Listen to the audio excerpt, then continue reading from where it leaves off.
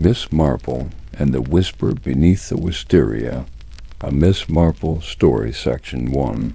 The summer garden at Ferndelet was one of those golden June afternoons that settled over the village of Stonygates, like a spell soft and shimmering, as if time itself had agreed to pause. The lanes were dappled with sunlight filtering through elder trees.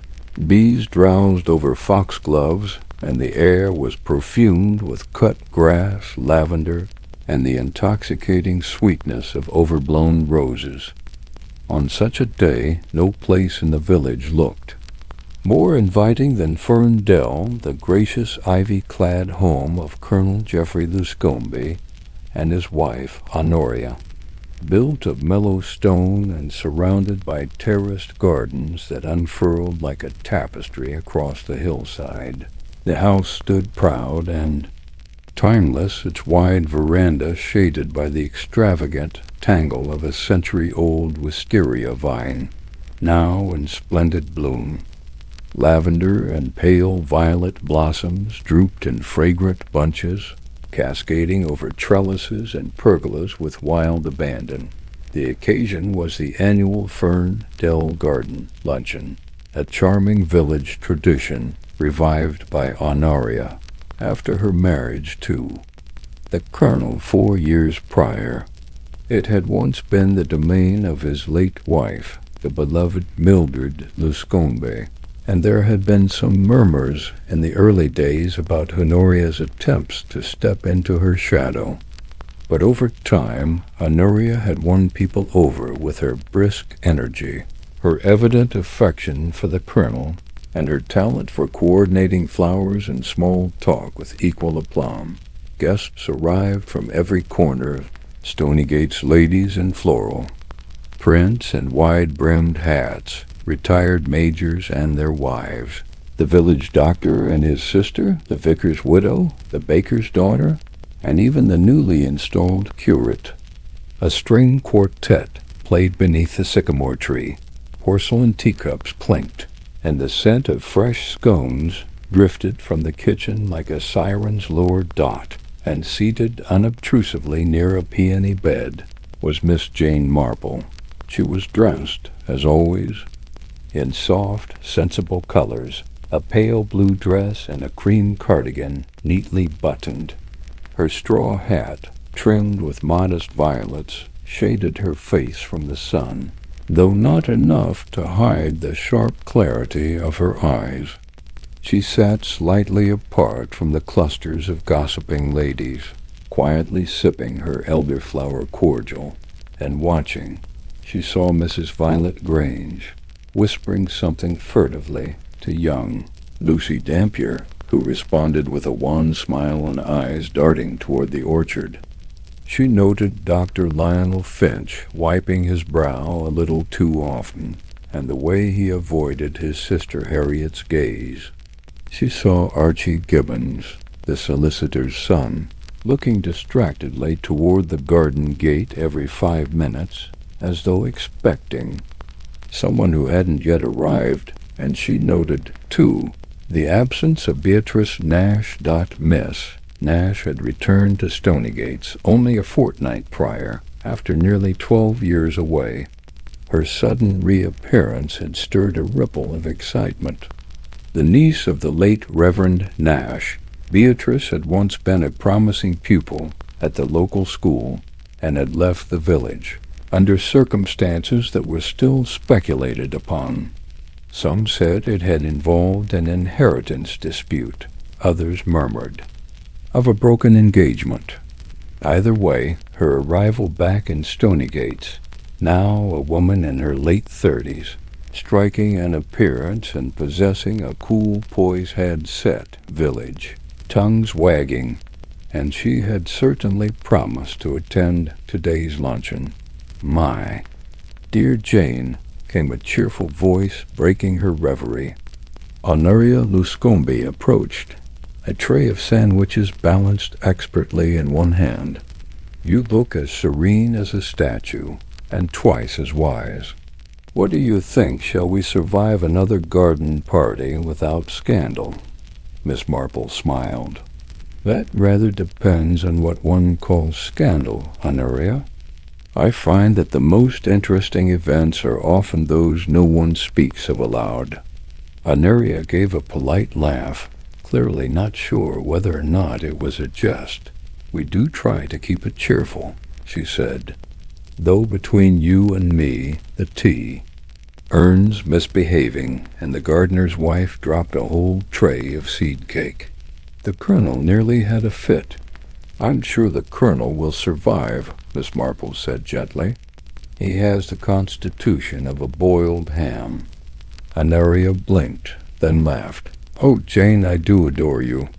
She moved on to greet the Finch siblings. Miss Marple watched as Harriet Finch, lean and grim-faced as a hatchet, gave her brother a narrowed look. There had always been tension between the two, especially since Lionel had left London and returned to Stonygates after their father's death. There was talk of financial strain and disagreements over the family home, now falling into gentle disrepair. Elsewhere, Lucy Dampier, the pale and anxious young bride of Archie Gibbons, was shifting uncomfortably in her chair. Her eyes flitted toward the far side of the garden where the old summer house stood, unused for years and mostly hidden by tangled brambles and an overgrown hedge of wild thyme.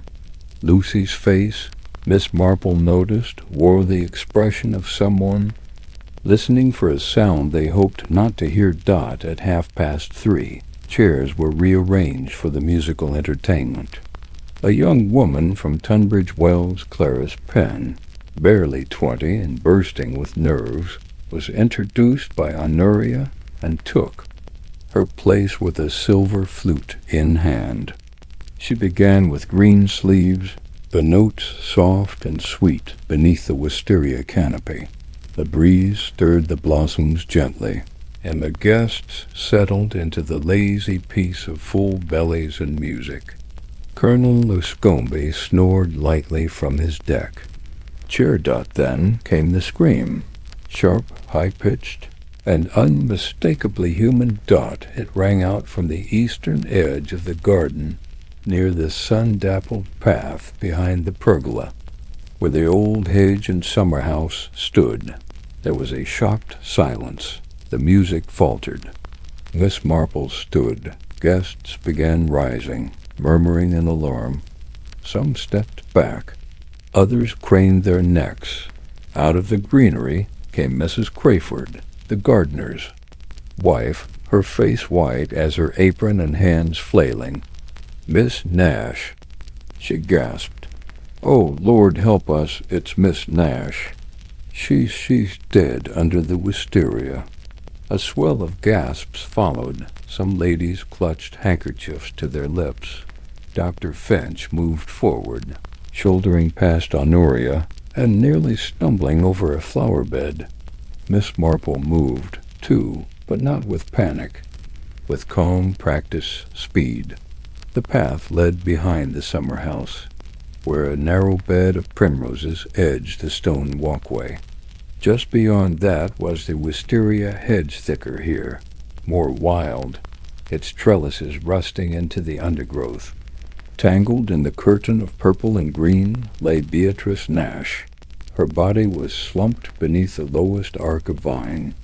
One hand still clutched a small purse, the other outstretched, fingers grazing the ivy. Her summer dress, a pale green with cream embroidery, was torn at the hem and streaked with earth. A crushed hat lay nearby. There was no wound, no blood. Her face, frozen in shock, stared blankly upward. But what struck Miss Marple most was the unnatural stillness, the sort of stillness that did not belong to sleep or fainting. Dr. Finch knelt beside the body, his face tight. After a few moments, he looked up and gave a barely perceptible shake of his head. She's gone. What happened to her? Lucy Dampier whispered. No sign of injury, Finch said quietly. Heart failure, perhaps, or something else. Miss Marple leaned forward. Her gaze moved from Beatrice's shoes, both clean, except for a bit of crushed time to the neckline of her dress, where a silver locket dangled. The clasp was broken, and caught in the chain was a thread-bright red, almost silk dash, like Dot Curious Dot. The scent of wisteria was thick in the air, but beneath it, faintly, disturbingly, Miss Marple caught another note. Bitter almonds, Section 2. The village. React Stonegates was not the sort of village to remain composed in the face of a sudden death, particularly one as mysterious in public as Beatrice Nash's Dot. By the following morning, the tidy cottages along Wisteria Lane and Gooseberry Row were abuzz with whispered theories and dramatic reenactments of the moment. Mrs. Crayford stumbled through the rose arch in hysterics. Over breakfast tables and through garden hedges, villagers passed word from one house to the next like a flame-catching dry straw. Mrs. Simpkin at the post office claimed. She had known something was amiss with Beatrice from the moment she stepped back into the village. Too thin, she declared over a stack of telegrams. Too many secrets. And she never once asked, after poor old Reverend Nash, what kind of niece doesn't mourn properly? At the Green Man Inn, Mr. Brodie, the landlord, recounted for the 5th time in an hour how he'd seen Beatrice arguing with Archie Gibbons outside the butcher's the week before. Low voices, but her eyes blazing they were. Didn't like being told something she didn't want to hear. Meanwhile, the Finch siblings were maintaining an uncomfortable silence. Harriet Finch, who had always held herself as a moral compass of the village, seemed even more rigid than usual, her expression unreadable. Dr. Lionel Finch, by contrast, looked harried and hollow-eyed, slipping in and out of the practice with barely a word for anyone. But it was in the kitchen of the vicarage that the most intense speculation unfolded. The current vicar, Reverend Cyril Underwood, had little taste for gossip, but his wife Mildred was quite another story. She had already prepared tea, scones, and several copies of the Mid-Morning Chronicle before her first guest arrived. Strange, isn't it? Mildred said as she poured tea for Mrs. Crowthorne, the church organist. No sign of injury, and yet as dead as yesterday's custard. Mrs. Crowthorne nodded gravely. And found under the wisteria, like something out of one of those dreadful penny novels. Miss Marple, who had just stepped in with a basket of blackcurrant jam for the Underwoods, paused at the doorway. She inclined her head politely. "Good morning, ladies." "Oh, Miss Marple, you're just the person we were hoping to see," Mildred said, beaming. "You were right there when it happened, weren't you?" Miss Marple set her basket down with practiced calm. "Yes, quite unfortunate. Poor Miss Nash looked very peaceful, though." "Peaceful?" Mrs. Crowthorne whispered. "My dear, they say her face was twisted like she saw the devil himself." Miss Marple's eyes twinkled. "You mustn't believe everything you hear, my dear Mrs. Crowthorne. People often confuse shock with fear. One can die quite naturally and still appear most unnatural afterwards." She sipped her tea. "But I thought the doctor said it wasn't natural?" asked Mildred. "That there wasn't any cause." Miss Marple gave a slight shrug.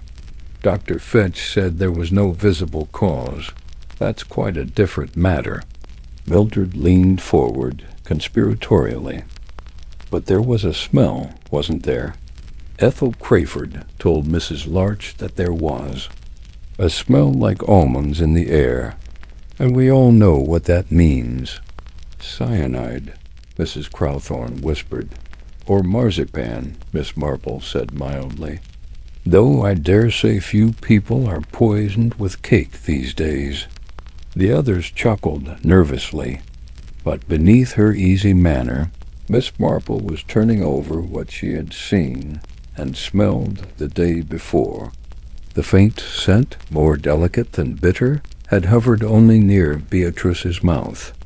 The broken chain, the red thread caught in the silver locket, those small details others had dismissed already pulsed in her mind. Later that afternoon, Miss Marple walked into the village square on her way to the grocer's, knitting bag slung over her arm and her shawl neatly pinned. She stopped outside Forrest's Provisions, where the newsboard read in block capitals, "Village Mystery Death of Beatrice Nash under INQ June's Side."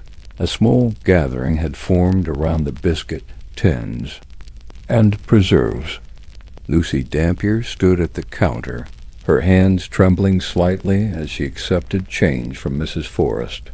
At her elbow was her mother-in-law, Mrs. Agatha Gibbons, a woman of iron-gray hair and sharper opinions. "Come along, Lucy," Mrs. Gibbons sighed. "We've other errands." Lucy glanced back toward the door and caught Miss Marple's eye. Her face, normally gentle and pretty, was drawn tight, as though sleep had eluded her dot. Miss Marple nodded pleasantly. "I'm so sorry about yesterday," she said gently. "These things do unsettle one." Lucy gave a tiny, almost imperceptible nod. I didn't know her well. Beatrice, I mean. But she seemed rather sad." "Did she?" Miss Marple asked, voice light. "That's not how she appeared to others. But one never knows what someone hides beneath the surface," Mrs. Gibbons sniffed. "That woman brought trouble wherever she went. Ask anyone. She hadn't been back in the village long," Miss Marple replied, "but long enough, perhaps, to stir old memories." At that, Lucy visibly flinched. Mrs. Gibbons tugged her away with a muttered, "Too much talk these days." Miss Marple stepped to the counter and asked for a tin of plum preserves. Behind her, the small bell over the door jangled as Lucy and her mother-in-law left in a rush. That evening, the constable from Much Benham, Sergeant Tom Rivers, arrived at Ferndale to speak with Colonel and Mrs. Luscombe. He had already questioned Mrs. Crayford, the Finch siblings, and several guests. Miss Marple, of course, had offered her statement earlier in the day, noting only what she had seen and smelled without interpreting any of it. One mustn't press too hard. Too early. From her garden across the lane, Miss Marple could see Rivers's silhouette through the drawing-room window, tall, trim, and earnest. He was not unintelligent, but like many men of his age, he had a slight mistrust of anything unprovable. Miss Marple suspected he would focus on visible signs, clear statements, and the usual suspects. She wondered how long it would take for Archie Gibbons to be mentioned. Archie had once been infatuated with Beatrice. Everyone remembered it. But then she had left the village abruptly. Now she was back, and Archie was married to Lucy, who had looked on the verge of collapse all morning. A love triangle? A jealous wife? Or something less obvious? Miss Marple took out her knitting plane, gray wool, and began casting stitches. What interested her most, she mused, was not the drama but the details. The quiet things, Beatrice's sudden return without a clear purpose, her mention of a family heirloom to Mrs. Alderbury last week, and Lucy's twitch of recognition when Miss Marple spoke of hidden sorrows. It was all beginning to shape into something, not yet a picture, but a whisper beneath the WIST IA. Section 3. Shadows at the edges that the Next morning dawned gray and humid, a contrast to the golden light of the garden party 2 days before. The scent of honeysuckle hung heavily in the air, and over the village of Stonygates a kind of tense hush had settled, broken only by the clatter of milk carts and the occasional shriek of a starling from the rectory roof inside the parlor. At Ferndale the atmosphere was no less strained. Colonel Luscombe stood stiffly by the hearth, clutching the back of a high-backed chair as though it were a weapon. Honoria, usually unflappable, perched on the edge of the sofa with her gloves still on, despite having come in from the garden nearly half an hour before Sergeant Tom Rivers had returned to continue his interviews. "This is strictly informal. You understand," he said, trying to sound reassuring. "Just a few follow-up questions." "I hope you aren't implying we're suspects," Honoria said sharply. "Not at all," said Rivers. "But as you were hosting the event, you and—" The colonel may have noticed something unusual, or someone out of place. "There were over 50 people in attendance," said Colonel Luscombe. "They came and went as they pleased. It would have been easy for someone to slip away toward the summer house. Though why Beatrice would choose such a place—" His voice trailed off. He looked toward the garden window, as though he could see through the wisteria and answer his own question. "I don't know what she was doing back in Stonygates at all," Honoria muttered. Rivers glanced up. "You didn't welcome her return?" "She didn't exactly announce it," Honoria replied. "She wrote to the colonel out of the blue. Asked to call on us, said she had business in the village and wanted to renew old friendships." "Did she renew any friendships?" "No, I wouldn't say so." Honoria folded her gloved hands. "She caused something of a stir, if I'm honest. Appeared at the Ladies' Stitch Circle once, then avoided most village events, except ours, of course. She seemed nervous when she arrived," Colonel Luscombe added. "Preoccupied. I remember she kept fiddling with a pendant around her neck." Rivers made a note. "A pendant?" "Silver locket, heart-shaped," Honoria said. "I remember, because it had a small nick in the side. I meant to ask her where she got it, but she never did." Meanwhile, Miss Marple sat in her parlor, gently threading periwinkle yarn between needles, her mind far from the pattern in her lap, the thread in the locket, the scent of bitter almonds, the unnatural stillness in Beatrice's limbs. But even more than those, it was what Beatrice had said to Mrs. Alderbury, the draper's wife, 3 days prior, that clung to her mind like a loose stitch.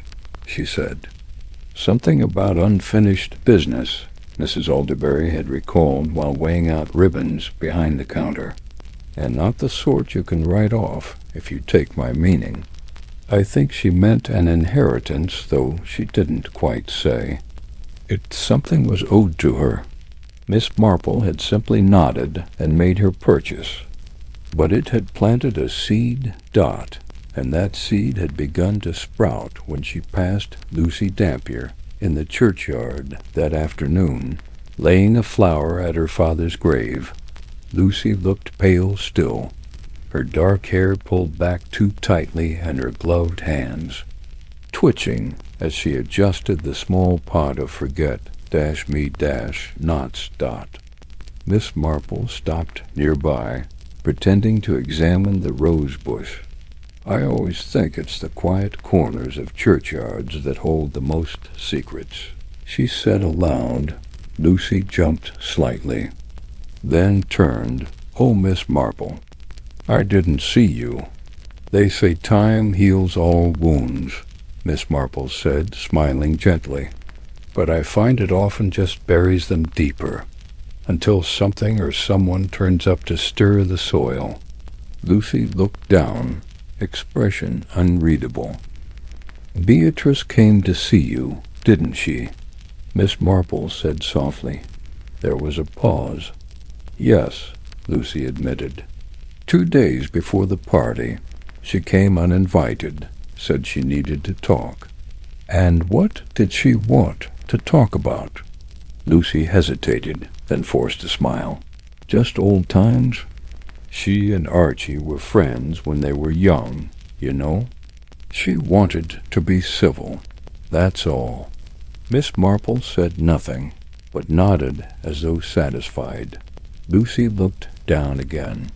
I didn't want her here, truthfully. I didn't like how she looked at me, like she knew something. But she didn't. She couldn't. She had been away a long time, Miss Marple said lightly. But memory is like a cat, it comes home when it pleases. Lucy gave a tight nod, picked up her purse, and walked away. Miss Marple watched her go, her gaze lingering on the tense slope of the young woman's shoulders. That evening, word circulated that the coroner's initial findings had ruled out heart failure. There was no sign of disease, said Dr. Finch to Sergeant Rivers, nor of trauma, but there was a trace very faint of prussic acid on her lips. I can't say conclusively yet, but I suspect it was administered somehow, and quickly. Poison, Rivers said, scribbling. Dr. Finch nodded. But how? Number. Glass, no cup. Nothing found near the body? Nothing obvious, Finch replied. That's the curious part. Miss Marple, who happened to be in the hallway outside the study at Ferndale, having returned a shawl Anuria lent her during the garden party, paused and leaned ever so slightly toward the open door. And this thread in her locket? Rivers. Continued. A strange thing, Finch said. A red silk thread caught in the hinge, possibly from a garment. Doesn't belong to Beatrice's dress. Could it have come from someone else? Possibly a man's cravat, a woman's blouse, a costume piece even. Hard to say. Rivers exhaled sharply. So we're left with a village full of people who had reason to dislike Miss Nash, no clear motive, and no visible means of murder. Not quite, came Miss Marple's soft voice as she stepped lightly into view. You have the wisteria. Rivers blinked. Pardon. The wisteria vine, she said, folding her hands serenely. It's quite thick there around the trellis where she was found, and underneath is wild thyme and creeping ivy. A good place to hide something small, perhaps something that can kill without being noticed. Rivers stared at her. You think the poison was hidden in the garden? I think, she said, that nature is never as innocent as it looks. And she smiled sweetly, serenely, before asking if anyone would like a cup of tea. Section 4. A detail-overlooked train swept over Stony Gates that morning, the kind that came gently but steadily, soaking into garden soil and pattering against window panes with quiet insistence.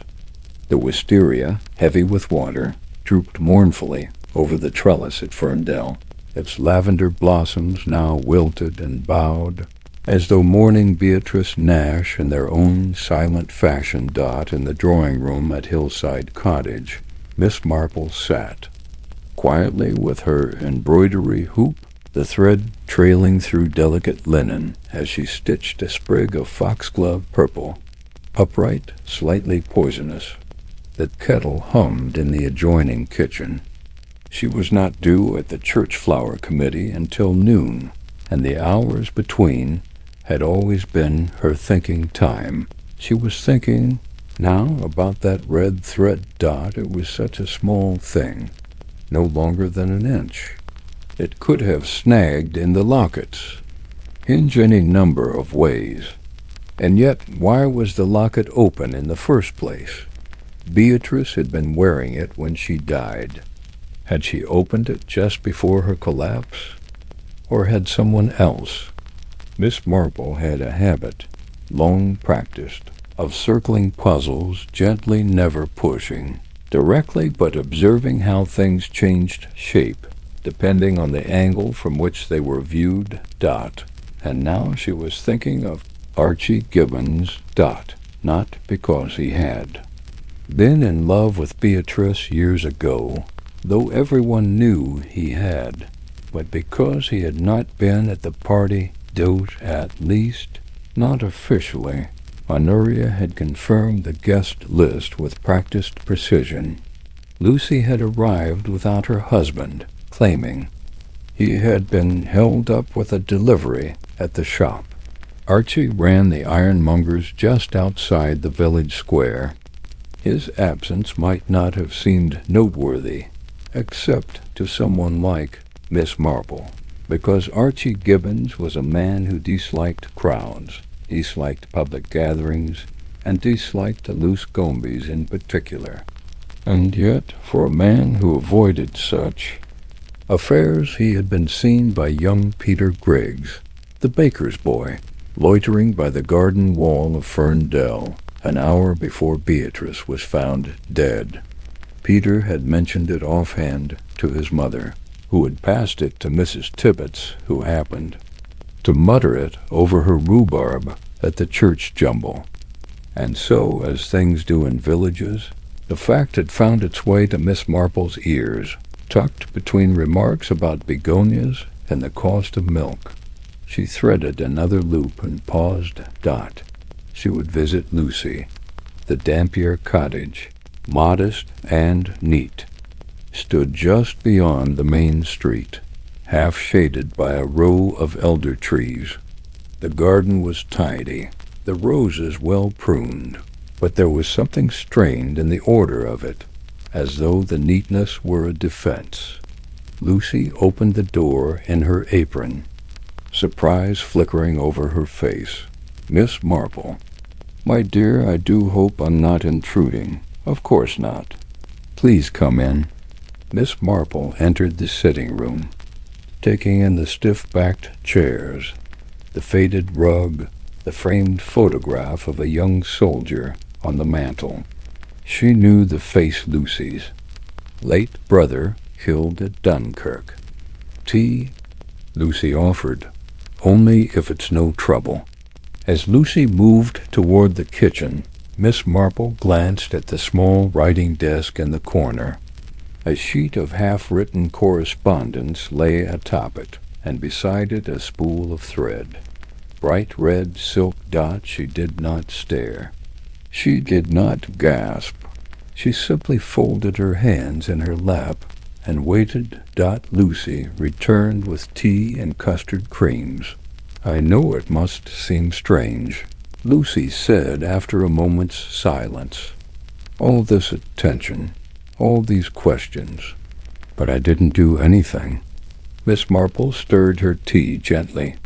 "I shouldn't think you did, my dear. But sometimes being near a thing is almost as difficult as doing it." Lucy blinked. "What do you mean?" "Oh, just that proximity can cast a shadow. Beatrice was found in your mother-in-law's garden. She'd visited you.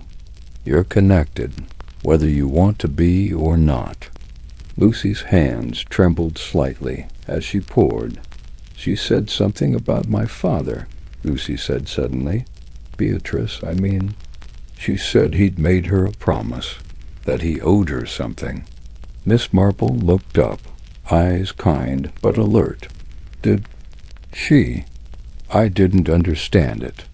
She said he'd taken something that should have been hers. I told her she was mistaken, but she just smiled. Said secrets had long roots, that they always grow back." Miss Marple sipped her tea. "And how did Archie respond?" Lucy hesitated. "He was furious. said Beatrice was a liar, that she'd always made trouble, even when they were young, that she'd stirred up something once before that nearly ruined him. Did he say what? No, Miss Marple folded her napkin.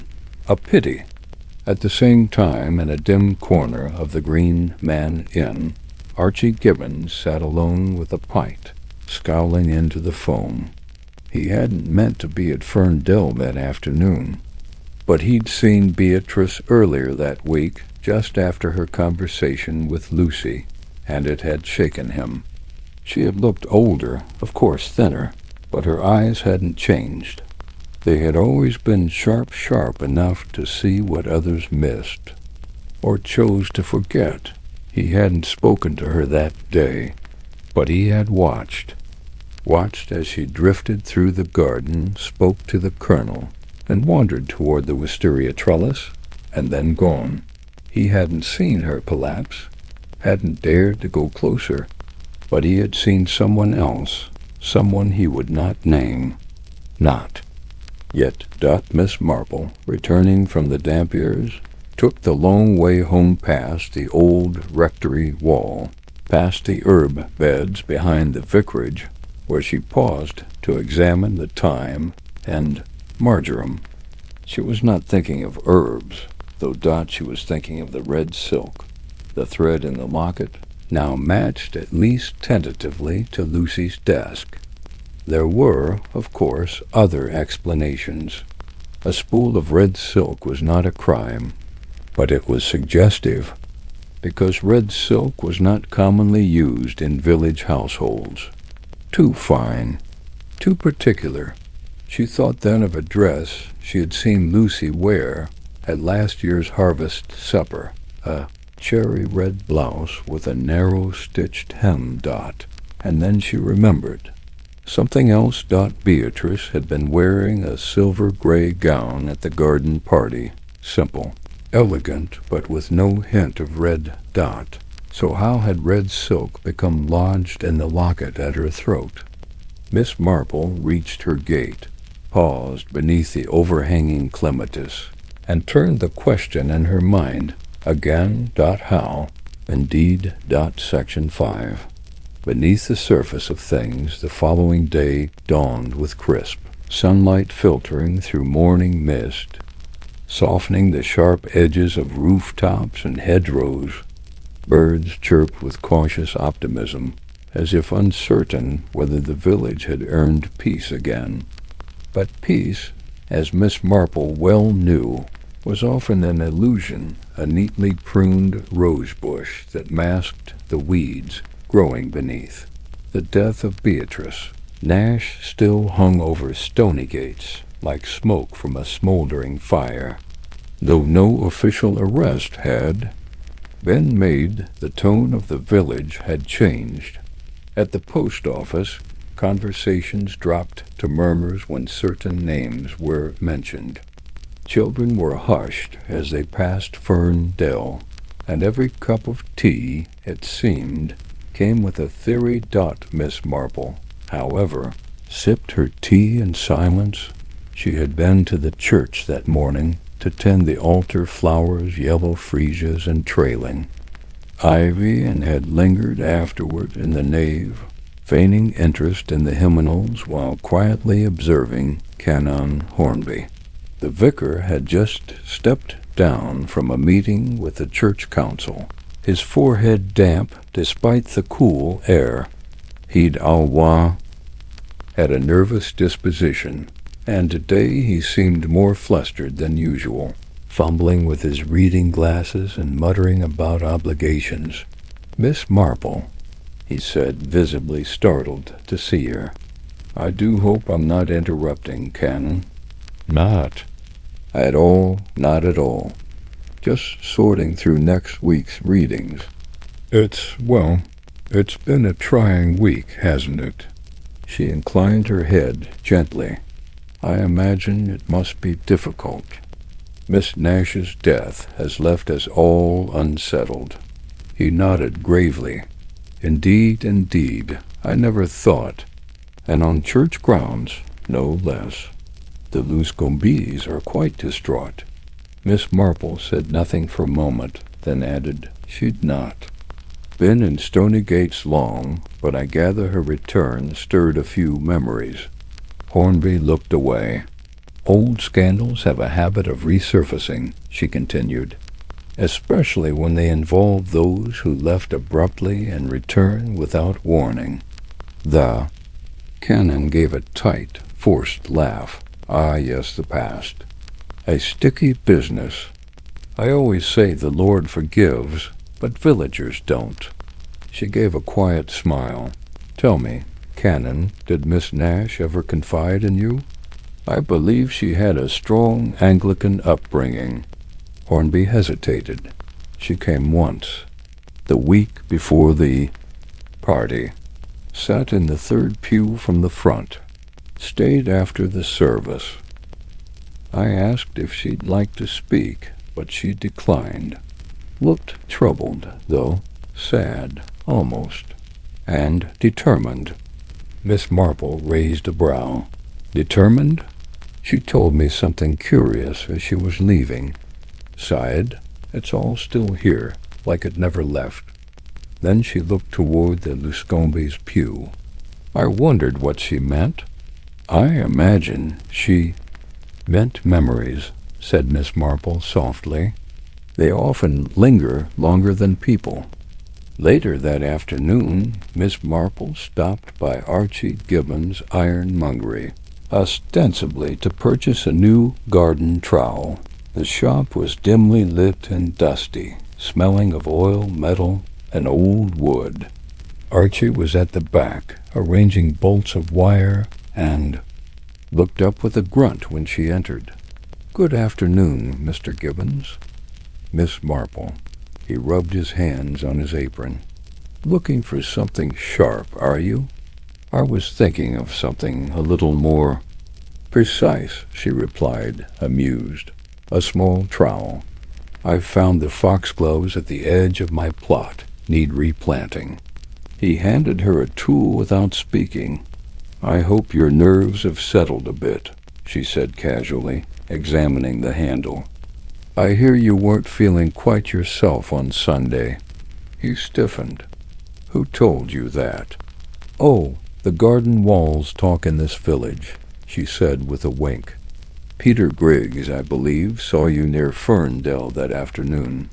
"I wasn't there," he said quickly. "Curious, because Mrs. Alderbury mentioned seeing you walking toward the gate, and I believe the colonel also." "All right," he snapped, then caught himself. "I was there, but only near the edge. I didn't go in." "Why not?" He paused. "Because I saw Beatrice, and you didn't speak to her?" "No," he said tightly. "I didn't want to. She brought trouble with her, always did. And I thought if I stayed out of it, she'd leave again. But she didn't. No, she had that look, like she was about to dig something up." Miss Marple set the trowel down on the counter. She said something similar to Lucy Dampier, that a promise had been broken. "Do you know anything of that?" Archie's expression darkened. She was wrong. So there was no promise.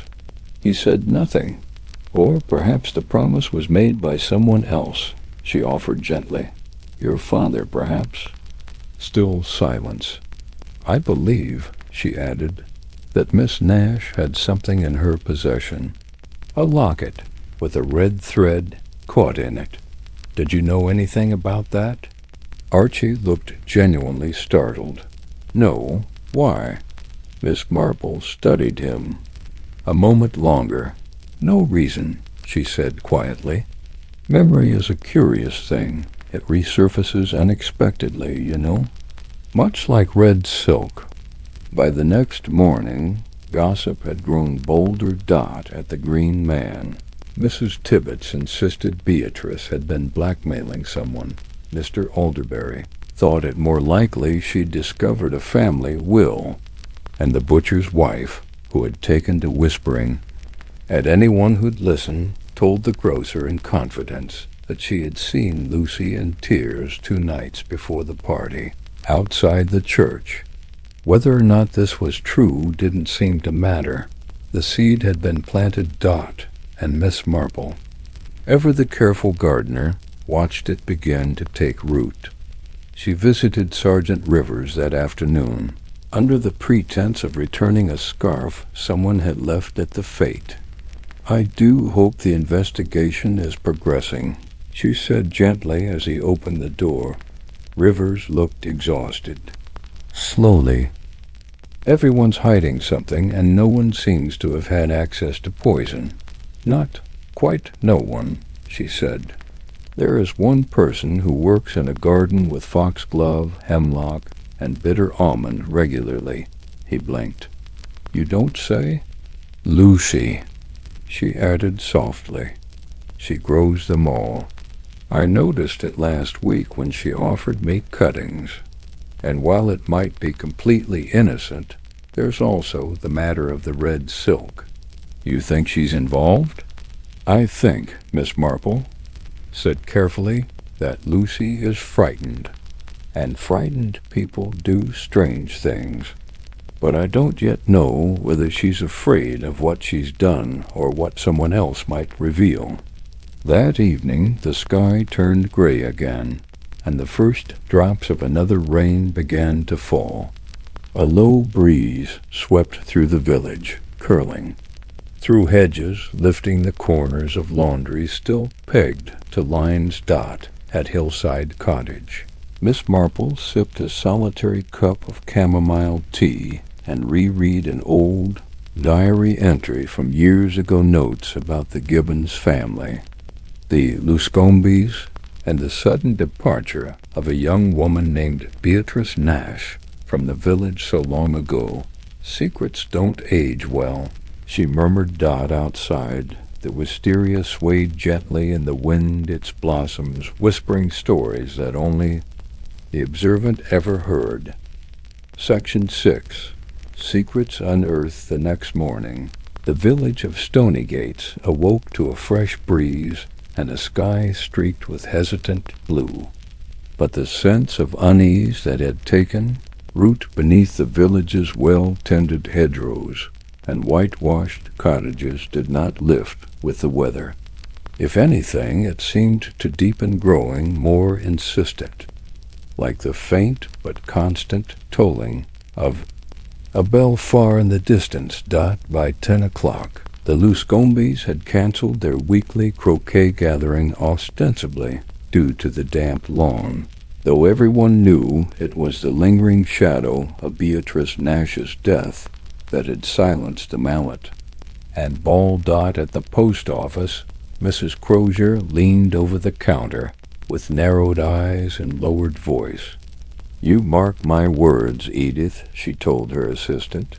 "It weren't natural, the way she just dropped like that. And I'll wager it's to do with that blasted locket. She was clutching it, wasn't she? Like it meant something. Something someone didn't want her to say." At Hillside Cottage, Miss Marple read the morning's post, mostly uninteresting save for a letter from her nephew Raymond, who had enclosed a particularly scathing review of his new play from the Times. She smiled gently and set the letter aside, her mind already returning to the matter of the red silk thread and of Lucy Dampier's tears in the churchyard.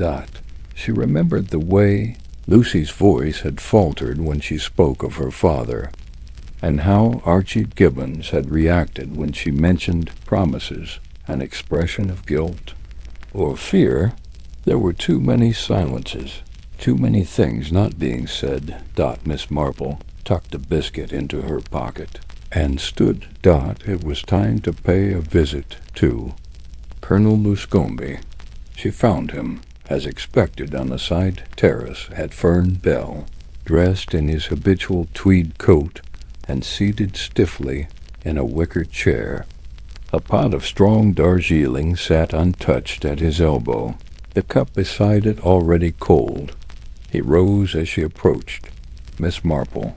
"Colonel." They exchanged pleasantries about the weather, the birds, the dahlias, and then she sat, her gloved hands folded neatly in her lap. "I was wondering," she began lightly, "whether you had ever seen this particular locket before." From her handbag she produced a small envelope. Inside was a sketch, a rough reproduction of Beatrice's silver locket, drawn by Miss Marple's own careful hand.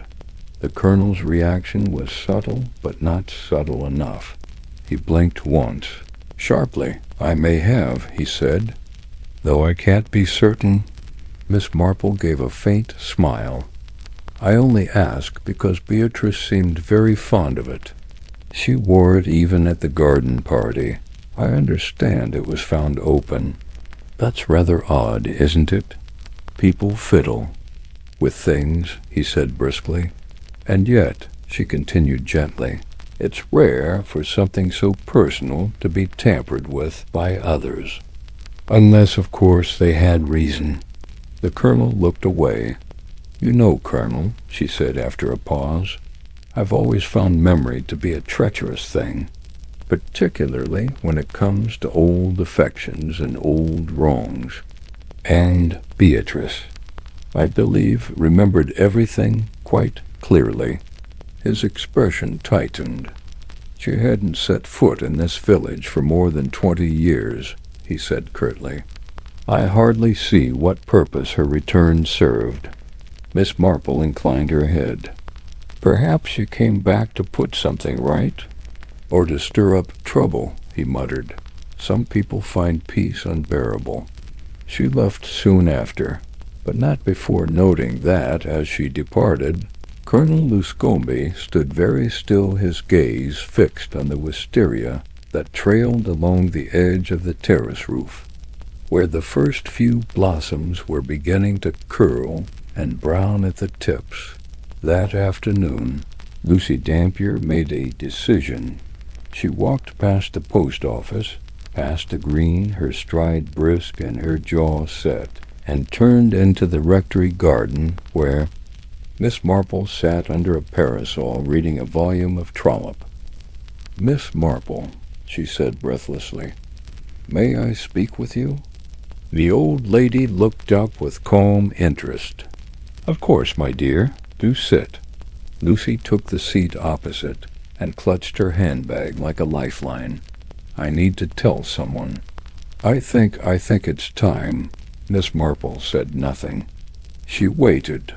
"It's about Beatrice," Lucy continued. "She told me something the day before the party. Something I didn't believe at first.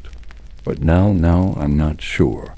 She said that the Luscombes, Colonel Luscombe and her own father, had made an agreement once about property, land." Miss Marple's expression remained gently attentive. She said the Luscombes had promised her father, Frank Nash, something in writing. That in exchange for keeping quiet about an incident, he would receive a small parcel of land bordering the old orchard. But after he left the village in disgrace, the Luscombes never honored the agreement. They let it lapse. "And she had proof of this?" Miss Marple asked softly. "She said she did. Something signed. She told me she kept it hidden in her locket, along with a thread, a red silk thread. She said it came from the dress of the woman who betrayed her." Miss Marple's eyes sharpened just slightly. "She never said who that was, but I think she meant someone in this village, maybe even someone close to her once, someone she trusted." There was a pause. "She asked me to help her, to come with her when she spoke to the Colonel. I refused. I was afraid. Archie was angry with me for even listening to her. He said if she stirred things up again, it would ruin everything." "And what do you believe now?" Miss Marple asked gently. Lucy's voice faltered. "I don't know, but I feel as if someone's watching me, Ever since the party, I feel hunted." Miss Marple reached over and patted Lucy's hand. "My dear," she said kindly, "truth always has a way of surfacing. It simply needs the right conditions, like a daffodil after frost." Lucy's eyes welled. "I just don't want anyone else to get hurt." "Nor do I," Miss Marple thought. "And someone I believe is quite desperate to prevent that truth from blooming." That evening, as twilight curled around the rooftops and chimney smoke rose like ghosts, Miss Marple sat in her parlor with her knitting. The pattern was delicate, an ivy motif repeating in tight succession. The key, of course, was in the repetition, in the things people say, and the things they avoid saying. She thought of Beatrice's words, of the thread, of the locket's contents, and then she recalled something Peter Griggs had mentioned at the grocer's, that he'd seen someone near the garden gate before Beatrice collapsed, someone who had bent down as though picking something up. Miss Marple put her knitting down slowly, because that had not been Archie. It had been Marjorie Luscombe. Section 7. Gloved hands and unspoken vows. The next morning dawned with the hush of a secret, as though the whole of Stonygates was holding its breath. Miss Marple sat in the corner of the green man's tea-room knitting basket beside her, glasses perched low on her nose. She had ordered a weak chamomile and a scone she had no intention of eating. Her real nourishment this morning came not from food, but from observation. Across the room sat Marjorie Luscombe, dressed in her customary dove-gray coat and pearl earrings, reading a copy of Country Life with more absorption than it deserved. From time to time her fingers would trace the rim of her teacup slowly, almost unconsciously, as if distracted by some internal pressure. Miss Marple noted this carefully.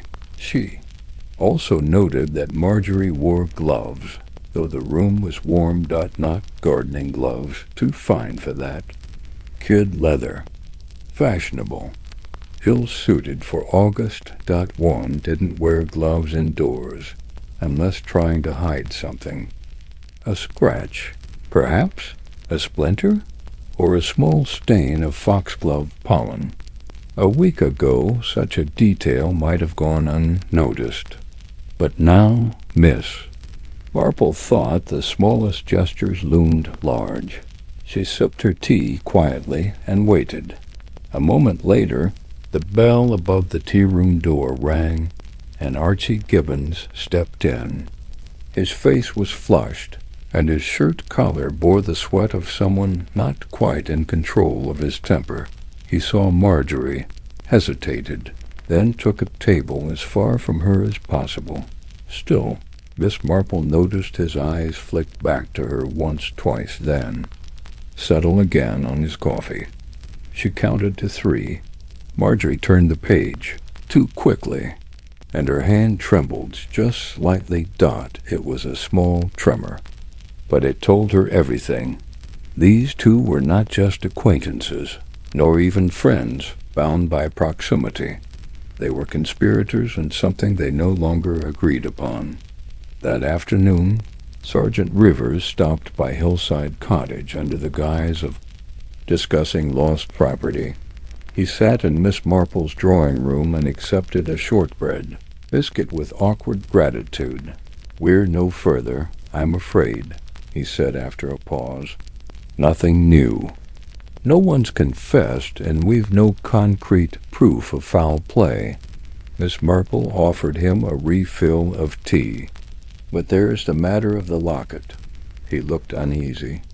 "Yes, the sketch you provided was helpful. We've confirmed from Lucy that Beatrice claimed something was inside paper, perhaps, but the locket itself was found open and empty." Miss Marple nodded. "And the red silk thread?" She mentioned that too. "But it's gone now." The locket was clean when recovered. Clean, Miss Marple repeated softly, as if someone had taken great care. Sergeant Rivers frowned. You think someone tampered with it after her collapse? I think someone did it before, she said. You see, Sergeant, if I were to confront a person with a piece of evidence that could implicate them, I would not make the mistake of doing so in public, unless I intended to provoke a reaction. Are you saying Beatrice baited her killer? Not deliberately, Miss Marple said, but she may have underestimated the strength of what she held. She folded her hands in her lap. Tell me, Sergeant, has Mrs. Luscombe given a formal statement yet? He looked startled. Not yet. She said she was too shaken. But Colonel's been very protective. Indeed. She paused. Have you noticed whether she's worn gloves since the party? He blinked. I hadn't thought about it. Miss Marple smiled. No, of course not. But I always find that those who wear gloves indoors either have something to hide or fear the moment they'll be asked to remove them. That evening, Miss Marple visited Lucy, again this time in the cottage garden that backed onto the woods. The wisteria, still in full bloom, hung heavily from the trellis arching over the path. Lucy was trimming back deadhead roses with trembling hands. She was frightened, Lucy said quietly, not looking up. Beatrice, the night before the fete. She told me someone had already tried to warn her off. A note, no signature, just 4 words. Let it lie be.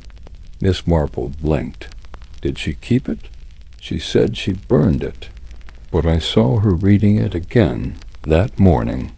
I think she had a copy, hidden somewhere. Did she say? Where? No. But I wonder the old music box in her cottage. She mentioned it once. Said it still played a tune only she remembered. Something from when she was young. Miss Marple made a mental note. Music boxes. Secret compartments. Hidden papers. People often underestimated the cleverness of women like Beatrice Nash. She had grown up surrounded by silence and shame.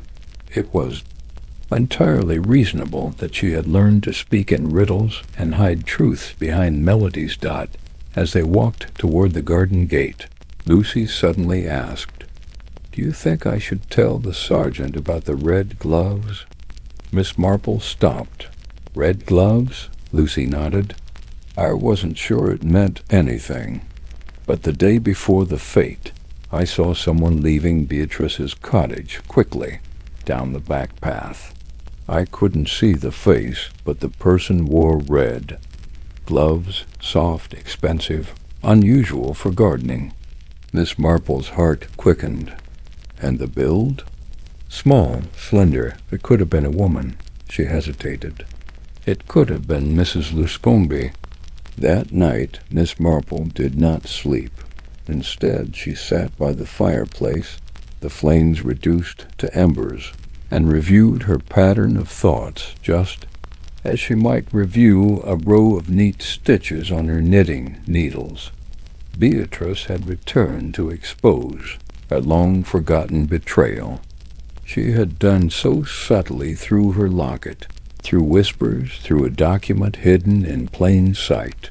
But someone had found out. Someone with too much to lose.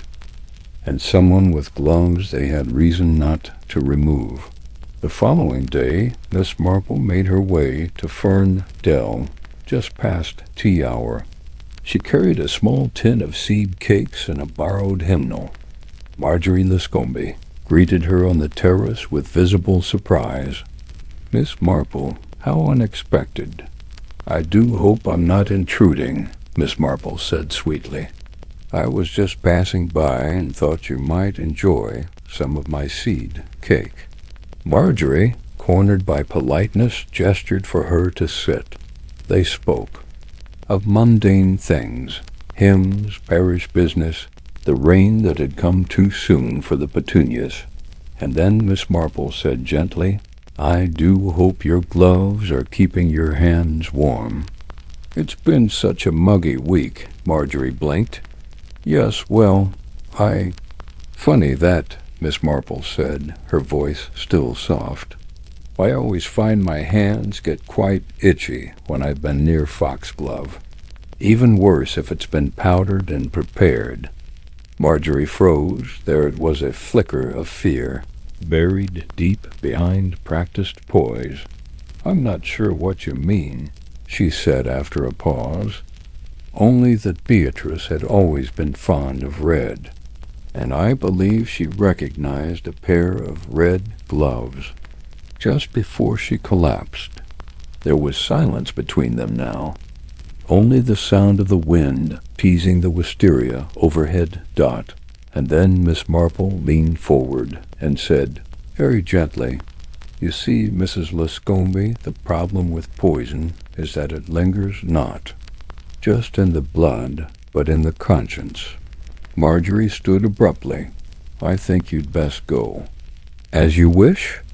Miss Marple rose, adjusted her shawl, and walked slowly down the garden path. She did not need a confession, not yet.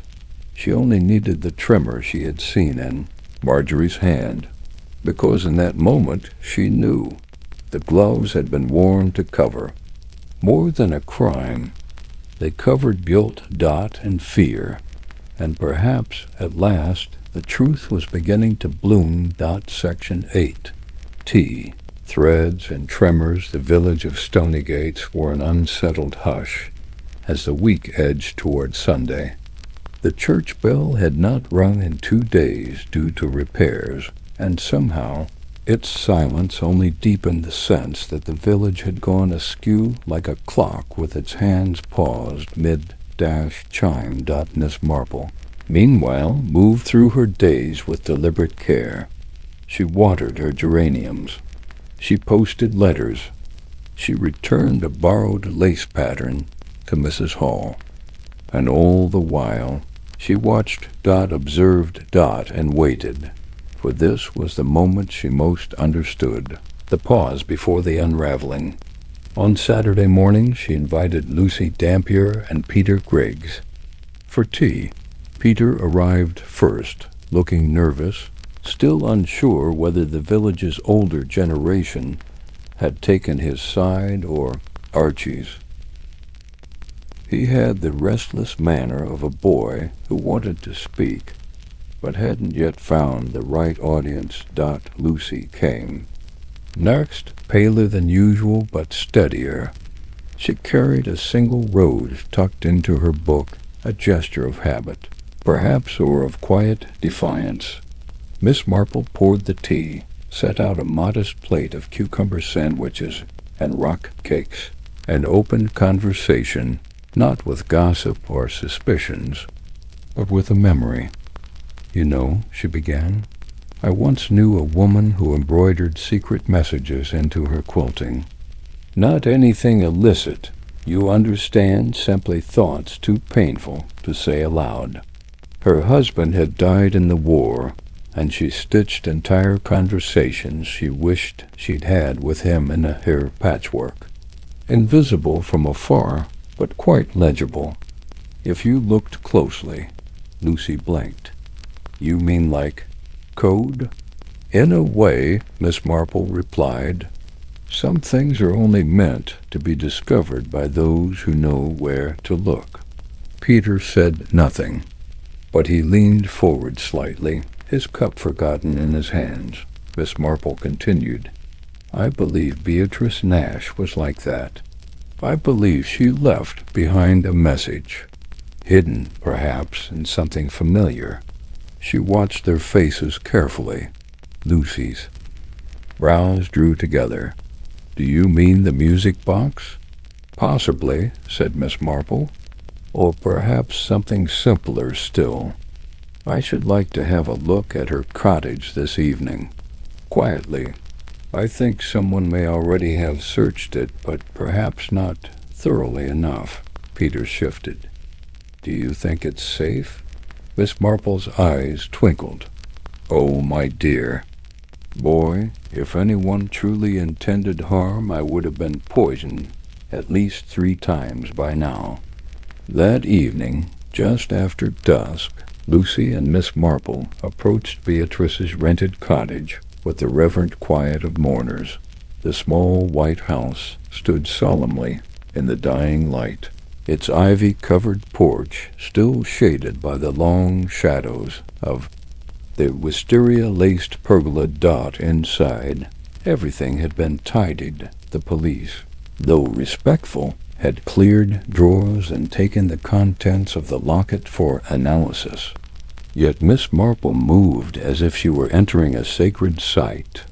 She touched nothing at first dot. Instead, she observed a faint indent on the carpet near the writing desk, a cracked teacup placed, too, carefully on the sideboard, and a vase of wilted hydrangeas that had clearly been refreshed since Beatrice died.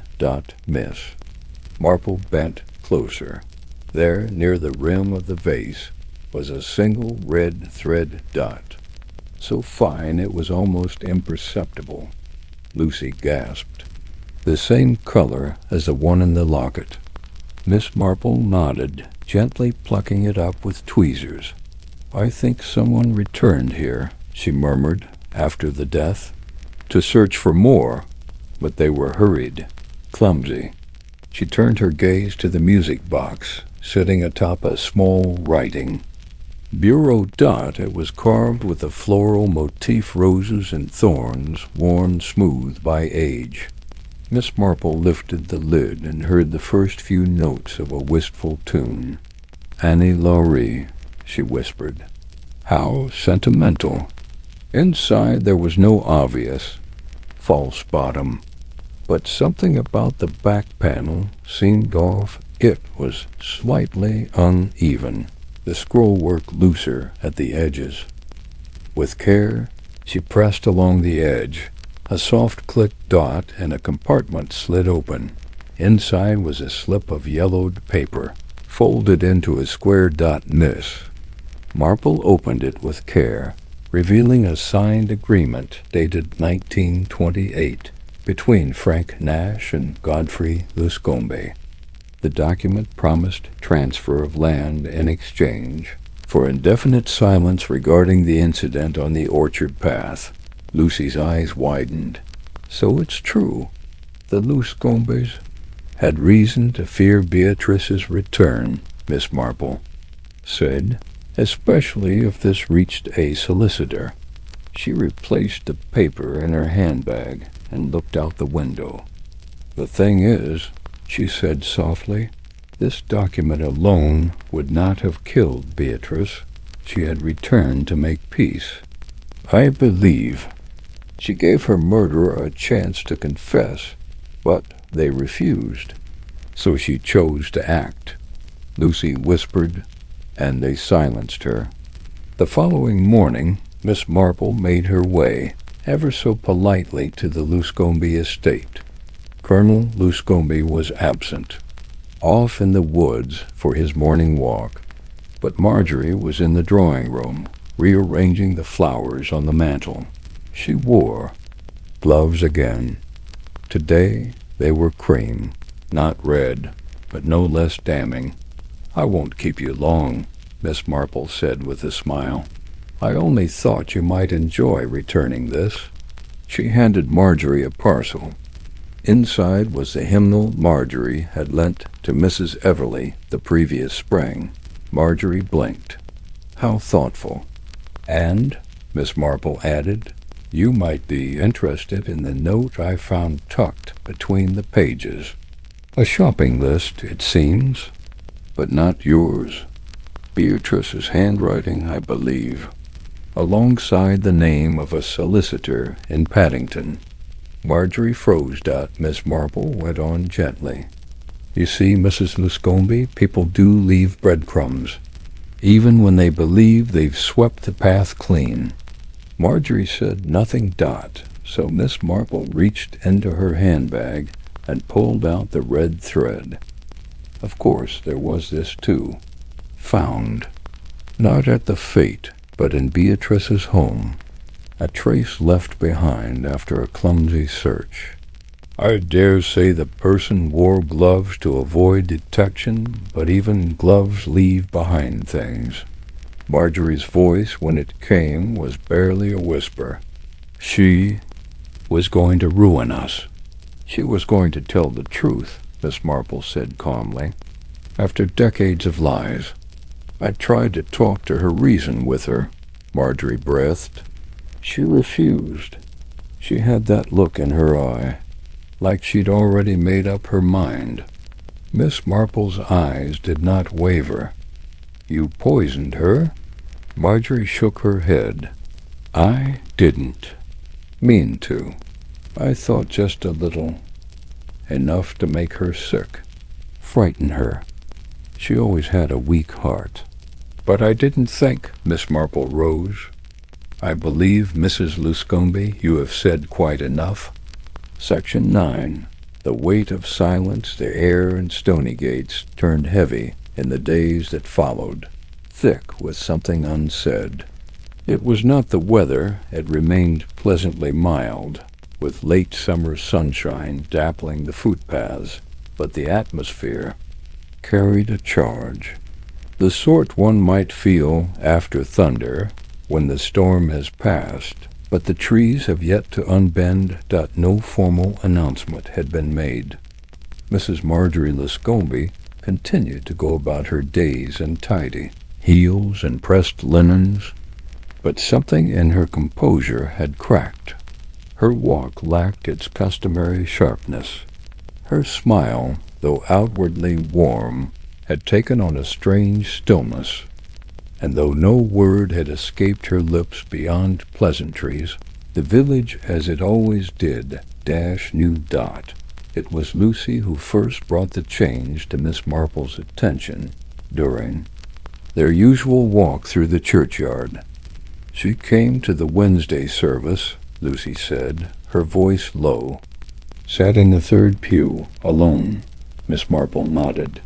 And Colonel Luscombe? Nowhere to be seen. I think he suspects something's wrong, but if he knows how deeply, he hasn't said. They paused near the yew trees where shadows bled into the dry grass. Miss Marple looked toward T. The war memorial. Guilt, she said softly, is rarely a solitary burden. Sooner or later it spreads. Lucy, watching her closely, asked, Will she be arrested? Perhaps, said Miss Marple, but the law prefers clarity, and Mrs. Luscombe's crime rests in shadows. What she did. It was not premeditated murder in the legal sense. She did not intend to kill, and yet someone died. Lucy frowned. But that must still mean something. Oh, it means a great deal, Miss Marple replied. But what it means to the law and what it means to the soul are rarely the same. That afternoon, Miss Marple called once more upon Sergeant Rivers, carrying with her a small parcel wrapped in brown paper and tied with string. The young officer had grown, increasingly deferential in her presence over the weeks, less out of politeness and more out of quiet recognition. He knew she saw what? He could not. Another gift? He asked, gesturing to the parcel. Miss Marple smiled. A suggestion. He unwrapped the paper carefully, revealing a faded document. The same agreement she had found tucked inside Beatrice's music box. Sergeant Rivers examined it, his eyes narrowing. She had this all along. She found it when she returned. Miss Marple said, It proves that Mr. Godfrey Luscombe entered into a secret agreement with Beatrice's father regarding the orchard land. An agreement that was dishonored when Beatrice was quietly removed from Stonygates. I believe her return was less about revenge and more about reclaiming what was lost. "And you're certain this is genuine?" Miss Marple's voice remained calm. Beatrice never lied. That, above all, was her flaw. The sergeant nodded slowly. So Mrs. Luscombe Marjorie acted to silence her? She administered something into Beatrice's tea. A dose of foxglove tincture, I believe. Likely harvested from her own garden. Though she wore gloves, she left behind a thread. Beatrice had a fragile heart, and the dose proved fatal. And the motive? Shame, Miss Marple said softly, and fear. The exposure of the truth would have scandalized the family. And more than that, it would have revealed the lies they'd built their respectability upon. Sergeant Rivers let out a long breath. "Do you believe Colonel Luscombe knew?" "I believe he suspected. Whether he understood the depths of it is another matter. But one does not live beside guilt without absorbing some part of it." That evening, word spread, subtly and without formal announcement, that Marjorie Luscombe had taken to bed. "Fatigue," they said at the Green Man. "A touch of the nerves," said Mrs. Everly at the bakery. Stress from all the inquiries, whispered someone else at the church gate. And beneath all that, something else, an unspoken consensus that something had happened. Though no one said what. Archie Gibbons returned to the tea room after 3. A's absence. He ordered a brandy and sat for an hour without drinking it. When Miss Marple passed him on her way out, he rose awkwardly. "Miss Marple," he said. She paused. "Yes, Mr. Gibbons? I never meant for it to go this far." She regarded him carefully. "You knew about the agreement?" He nodded. "Beatrice told me, the night before the fete. She said if I helped her reach out to a solicitor, she'd put in a word for me with a contact in London. Something to help me get out of Stonygates. I thought it would be good to start fresh." Miss Marple's eyes softened. "Did you?" "No," he said. "I told Marjorie. I didn't know what else to do. I thought she'd explain reason with Beatrice." "Not?" His voice cracked. Miss Marple didn't answer. She simply laid a gloved hand gently on his arm. "Beatrice saw something in you worth saving, Mr. Gibbons. I suggest you honor that." On Sunday morning, the bell at St. Hilary's rang again for the first time in a week. The villagers gathered in their best coats, some out of habit, others out of quiet hope. The flowers in the nave were fresh, the altar cloth newly pressed. Even the organist, Mr. Threadgold, played with a touch more reverence. Miss Marple sat in her usual pew, hands clasped loosely in her lap, eyes drifting toward the stained glass window over the altar. She thought of Beatrice Nash, of her resolve, her loneliness, and her unshaken sense of right. A woman shaped by loss, who returned not to destroy, but to mend. And who, in doing so, had unknowingly set alight the dry grass of secrets, revealing the brittle foundation upon which lives had been built. As the vicar began his sermon, Miss Marple's thoughts wandered, not to sin and salvation, but to human nature, to the way pride and fear wound around the heart like ivy, choking out truth until it was too late to breathe. It was never about the poison. She thought. Not really. It was about the silence before it. Section 10. The final thread, the wisteria was in full bloom again long, trailing blossoms like lilac teardrops, hanging from the trellised archway outside the Maplebrook tea room. But there was something uneasy in the air, a tension barely masked by the clink of teacups and the polite rustle of newspapers. Beneath the surface, whispers ran like roots in the dark. Inside the tea room, Peter Griggs rearranged scones on a tiered tray with mechanical precision, while Lucy deftly cleared tables. Both glanced frequently toward the corner, where Miss Marple now sat alone, her teacup untouched, eyes fixed thoughtfully on the street beyond the window. It had been 3 days since the quiet arrest of Marjorie Lewscombe. No public announcement had been made, no scandalous headlines or police procession. But in a village like Stoneygates, news never needed a printing press. It arrived by word of mouth, stitched together by sharp tongues and careful inference. Miss Marple knew the full story was not yet revealed, not to the village, and not even to herself. There were too many loose threads, too many delicate silences. She turned slightly as the bell above the door jingled, and Sergeant Rivers stepped inside, removing his cap. He gave her a slight nod and approached the table. "May I sit, Miss Marple?" "Of course, Sergeant," she said, gesturing to the empty chair across from her. He sat, glancing briefly around the room before lowering his voice. "We've concluded our preliminary inquiries," he said. "Mrs. Lewscombe's statement matches what we were able to piece together from the pharmacist and the note in Miss Nash's bag. No one saw her administer the medication, but there's circumstantial support. And the motive? Fear," Rivers said grimly, "of exposure, disgrace. She claims it wasn't meant to kill. But the dosage—" "Yes," Miss Marple murmured, "a common mistake when desperation and ignorance meet." Rivers sighed.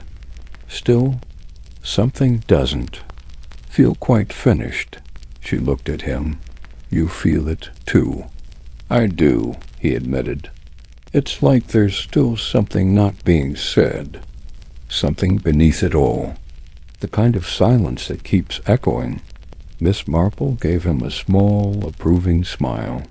"You have a very fine instinct for quiet things, Sergeant. That's a rare gift." He flushed slightly, but didn't deny it.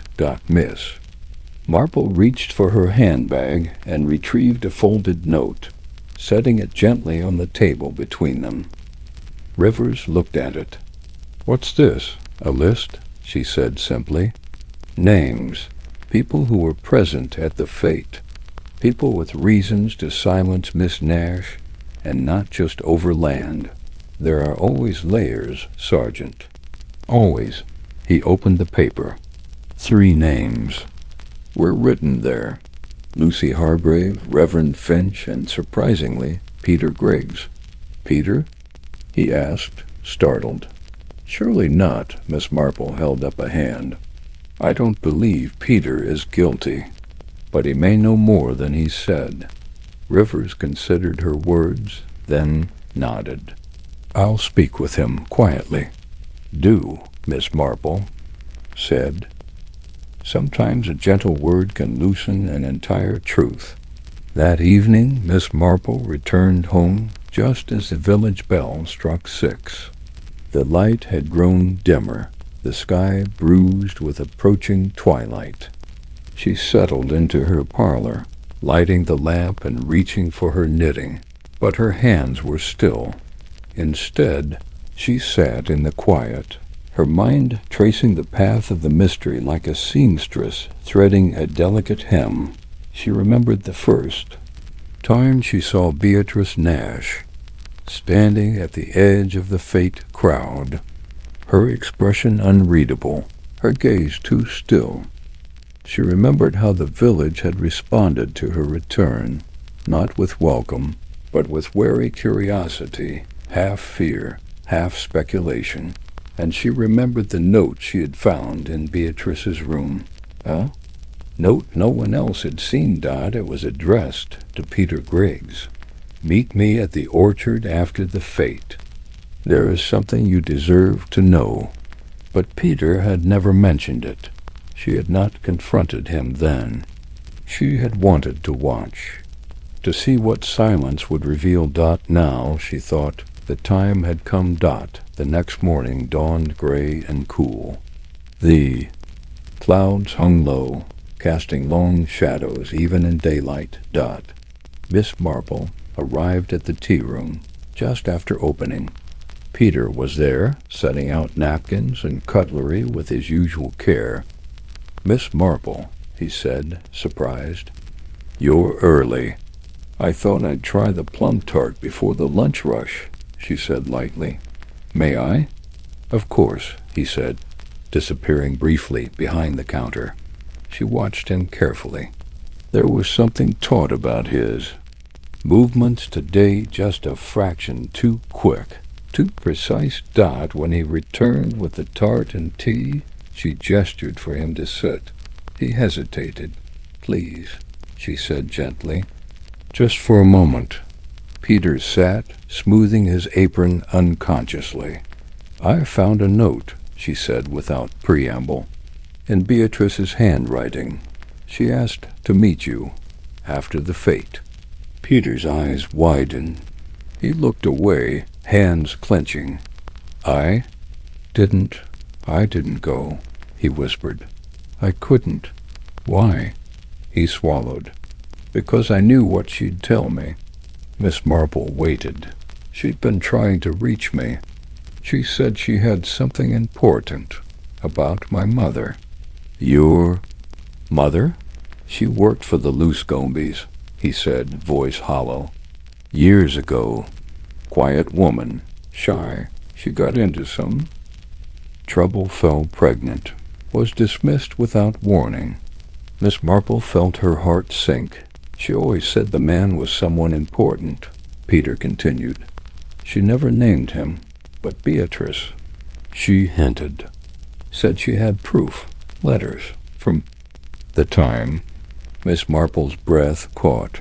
"She was going to tell me who my father was." Peter nodded, tears brimming now. I think Mrs. Luscombe knew, and I think she wanted that truth buried forever." "And you told no one?" He shook his head. What could I say? The fete ended, and she was gone. Miss Marple leaned back. The pieces fell into place softly, without noise. Not land, not revenge, but heritage. Beatrice had returned not to destroy, but to restore.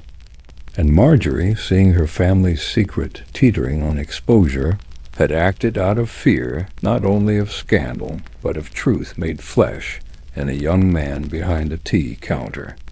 Night, Sergeant Rivers returned to the Laurels.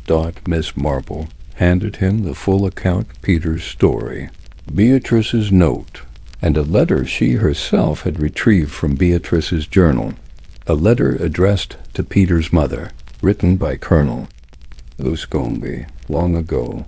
"Thank you, Miss Marple," Rivers said quietly. "This explains much." She nodded. "But not all. Some things are better left to hearts than courts," he agreed. "Will you tell Peter?" Miss Marple hesitated. "Then, yes, in time, but gently, with kindness." As she closed the door behind him, the wisteria stirred outside, brushing softly against the window pane. There was only one section left now, and in Stony Gates, the truth was blooming at last. Section 11. Shadows on paper rain fell gently over Stony Gates the following morning, brushing rooftops and cobblestones with a soft, insistent rhythm. It wasn't the sort of storm that commanded attention, but rather a quiet drizzle, like the sky was thinking aloud. Miss Marple, wrapped in a dove-gray shawl, watched droplets trickle down her parlor window. She had not touched her tea, nor resumed her knitting. Instead, her eyes followed the slow sweep of the second hand on the mantel clock. There was a peculiar calmness to her posture, an outward stillness that belied the movements of her mind the day before had yielded truths long buried. Peter Griggs was, almost certainly, the illegitimate son of Colonel Luscombe. Beatrice Nash had returned to make that known, not to scandalize the Luscombes, but to offer Peter what he deserved to know. Her sudden death, though framed as an accident, had been born of someone's fear of that revelation, and now Miss Marple suspected.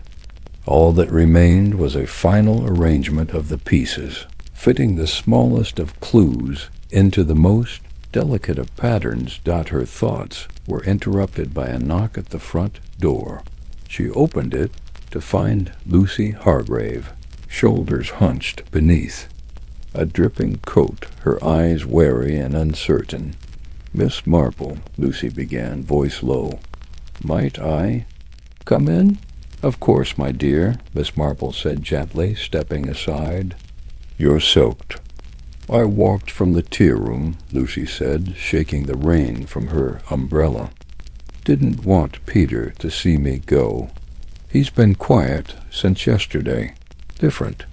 Miss Marple gestured to the fire and took her coat. Lucy sat slowly, drying her hands with the towel offered.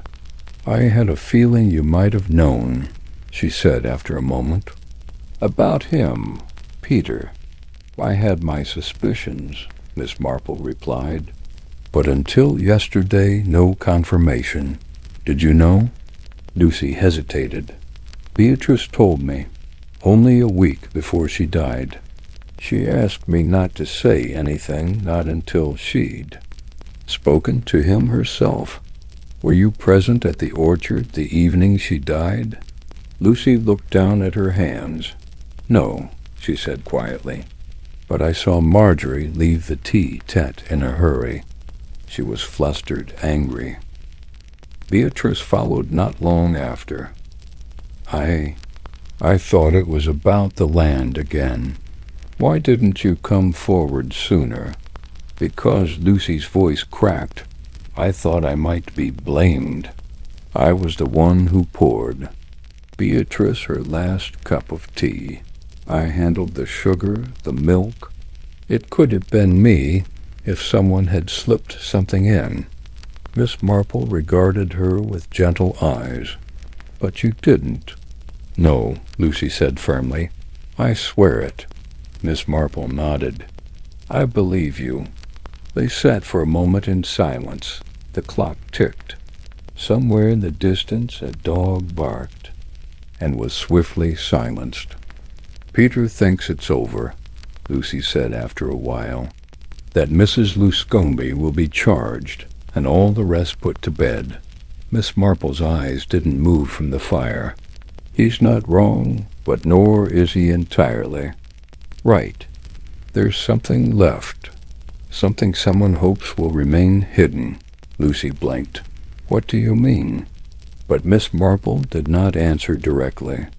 Instead, she offered her guest another cup of tea and changed the subject to baking. Later that afternoon, Sergeant Rivers stood beneath the portico of the Luscombe home, his expression as gray as the clouds above. He had come to deliver a final set of questions, clarifications, really for the report. Marjorie Luscombe received him with brittle grace. Her eyes were tired, her dress immaculate, her manner restrained. "I've already given my statement," she said, leading him to the drawing-room. Double quotes. "Yes, ma'am," Rivers replied. "But a few small points remain unclear." "Then I suggest you make them clear quickly," she said. "I've no desire to drag this out." They sat. Rivers opened his notebook. "Do you recall when you last spoke to Miss Nash alone?" Marjorie thought. "The day before the fete, I believe. She came to the house unannounced. demanded to speak with my husband. I told her he wasn't in, and what was her manner? Confident, Marjorie said curtly. Entitled. She knew what she was doing. Did she mention her intentions? She said she had letters, that she was going to undo old sins. I took it as a threat. Rivers scribbled. And you never saw her again until the fete? Correct. You're sure? Marjorie paused. Her composure flickered. Yes, she said finally. Rivers closed his notebook. I may return with a few more questions, he said. Miss Marple is reviewing a letter she found in Beatrice's possessions. It may shed light on the matter. Marjorie's face paled.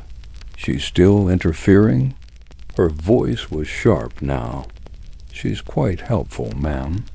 I suppose that's what you call it. He rose. Good afternoon, Mrs. Luscombe. She said nothing. That evening, as the village settled into another quiet dusk, Miss Marple made one final call, this time not to the Luscombes or Sergeant Rivers, but to the old vicarage where Reverend Finch lived alone with a small terrier and a half-finished manuscript on Victorian sermons. He opened the door with a startled smile. Miss Marple, what a surprise. Do come in. Inside, the air was musty with parchment and dog biscuits. She declined tea, instead sitting directly across from him near the fire. I wanted to ask you something. Reverend, she said. About? A wedding? A wedding? He repeated. Yes, about 20 years ago. A quiet ceremony, no registry, no formal records. You officiated. And the orchard at dusk.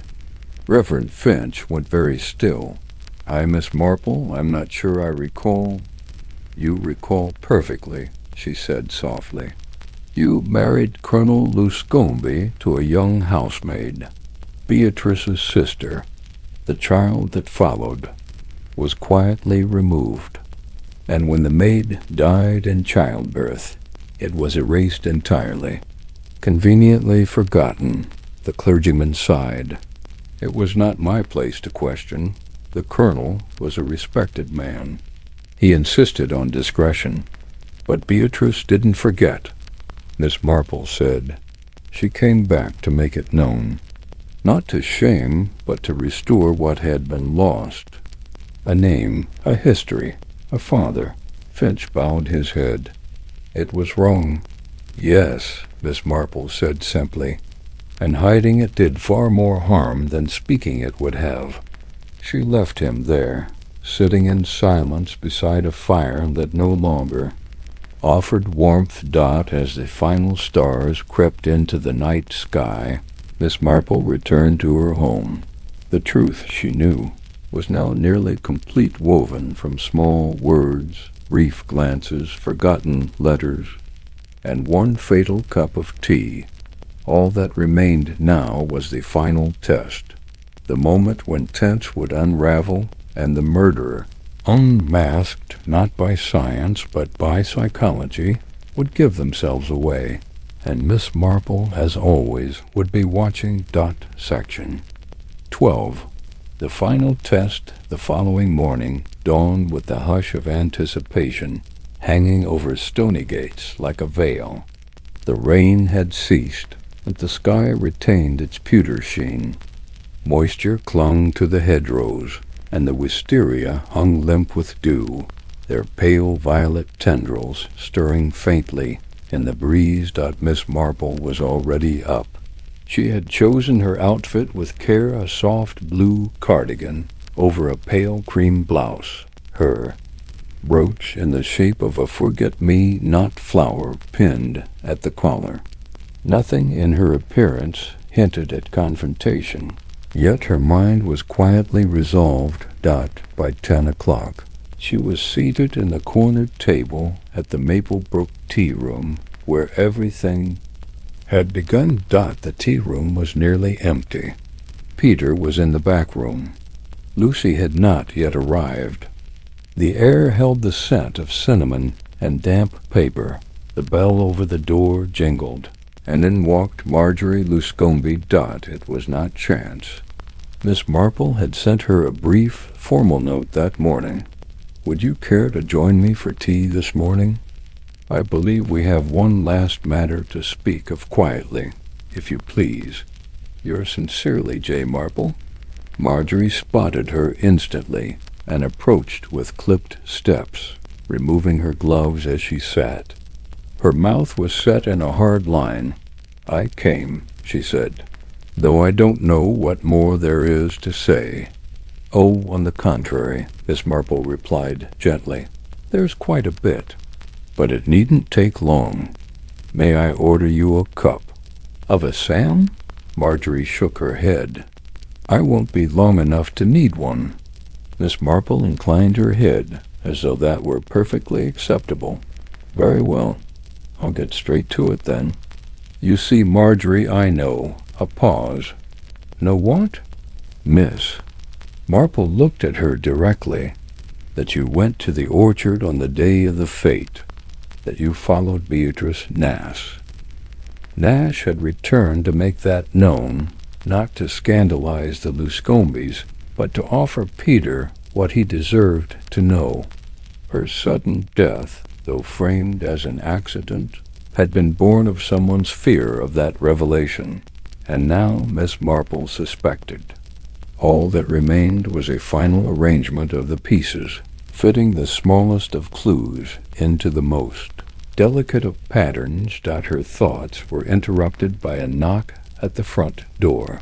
She opened it to find Lucy Hargrave, shoulders hunched beneath a dripping coat, her eyes wary and uncertain. "Miss Marple," Lucy began, voice low, "might I come in?" "Of course, my dear," Miss Marple said gently, stepping aside. "You're soaked." "I walked from the tea-room," Lucy said, shaking the rain from her umbrella. "Didn't want Peter to see me go. He's been quiet since yesterday. Different." Miss Marple gestured to the fire and took her coat. Lucy sat slowly, drying her hands with the towel offered. "I had a feeling you might have known," she said after a moment. "About him, Peter." "I had my suspicions," Miss Marple replied, "but until yesterday no confirmation. Did you know?" Lucy hesitated. "Beatrice told me, only a week before she died. She asked me not to say anything, not until she'd spoken to him herself." "Were you present at the orchard the evening she died?" Lucy looked down at her hands. "No," she said quietly, "but I saw Marjorie leave the tea tent in a hurry. She was flustered, angry. Beatrice followed not long after. I thought it was about the land again." "Why didn't you come forward sooner?" "Because," Lucy's voice cracked, "I thought I might be blamed. I was the one who poured Beatrice her last cup of tea. I handled the sugar, the milk. It could have been me if someone had slipped something in." Miss Marple regarded her with gentle eyes. "But you didn't." "No," Lucy said firmly. "I swear it." Miss Marple nodded. "I believe you." They sat for a moment in silence. The clock ticked. Somewhere in the distance a dog barked and was swiftly silenced. "Peter thinks it's over," Lucy said after a while. "That Mrs. Luscombe will be charged and all the rest put to bed." Miss Marple's eyes didn't move from the fire. "He's not wrong, but nor is he entirely." "Right. There's something left. Something someone hopes will remain hidden." Lucy blinked. "What do you mean?" But Miss Marple did not answer directly. Instead, she offered her guest another cup of tea and changed the subject to baking. Later that afternoon, Sergeant Rivers stood beneath the portico of the Luscombe home. his expression as gray as the clouds above. He had come to deliver a final set of questions, clarifications. Really, for the report, Marjorie Luscombe received him with brittle grace. Her eyes were tired, her dress immaculate, her manner restrained. "I've already given my statement," she said, leading him to the drawing room. Double quotes, "Yes, ma'am," Rivers replied. "But a few small points remain unclear." "Then I suggest you make them clear quickly," she said. "I've no desire to drag this out." They sat. Rivers opened his notebook. "Do you recall when you last spoke to Miss Nash alone?" Marjorie thought. "The day before the fete, I believe. She came to the house unannounced, demanded to speak with my husband. I told her he wasn't in." "And what was her manner?" "Confident," Marjorie said curtly. "Entitled." She knew what she was doing. "Did she mention her intentions?" "She said she had letters, that she was going to undo old sins. I took it as a threat." Rivers scribbled. "And you never saw her again until the fete?" "Correct." "You're sure?" Marjorie paused. Her composure flickered. "Yes," she said finally. Rivers closed his notebook. "I may return with a few more questions," he said. "Miss Marple is reviewing a letter she found in Beatrice's possessions. It may shed light on the matter." Marjorie's face paled. "She's still interfering?" Her voice was sharp now. "She's quite helpful, ma'am." "I suppose that's what you call it." He rose. "Good afternoon, Mrs. Luscombe." She said nothing.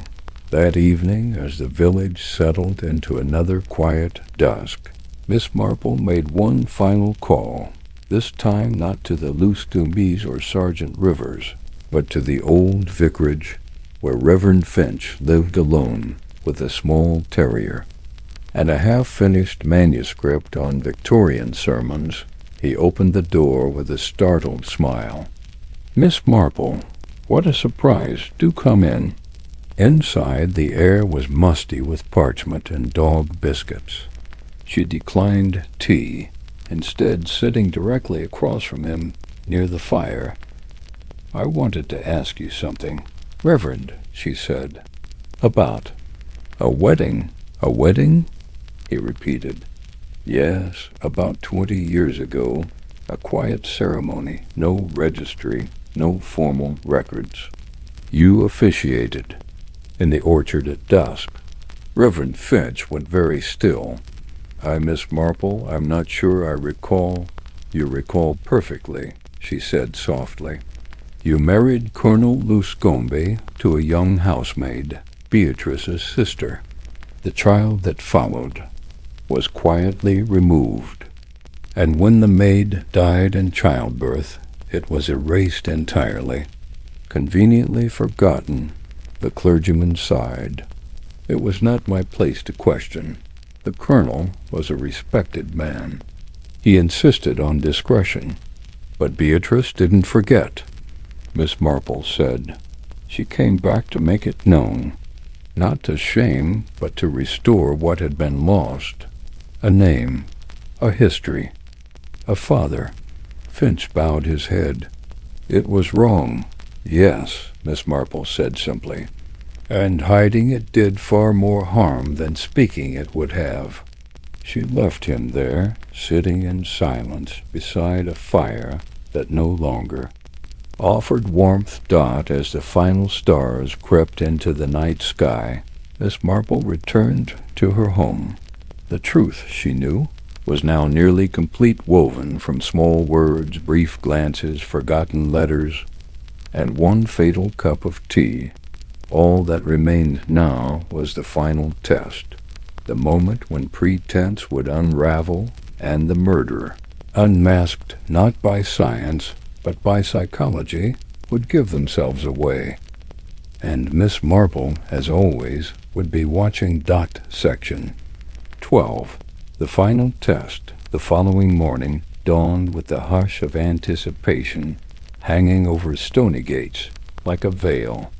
The rain had ceased, but the sky retained its pewter sheen. Moisture clung to the hedgerows, and the wisteria hung limp with dew, their pale violet tendrils stirring faintly in the breeze. Miss Marple was already up. She had chosen her outfit with care, a soft blue cardigan over a pale cream blouse, her brooch in the shape of a forget-me-not flower pinned at the collar. Nothing in her appearance hinted at confrontation, yet her mind was quietly resolved. By 10 o'clock, she was seated in the corner table at the Maplebrook tea room, where everything had begun. The tea room was nearly empty. Peter was in the back room. Lucy had not yet arrived. The air held the scent of cinnamon and damp paper. The bell over the door jingled, and in walked Marjorie Luscombe. It was not chance. Miss Marple had sent her a brief, formal note that morning. "Would you care to join me for tea this morning? I believe we have one last matter to speak of quietly, if you please. Yours sincerely, J. Marple." Marjorie spotted her instantly and approached with clipped steps, removing her gloves as she sat. Her mouth was set in a hard line.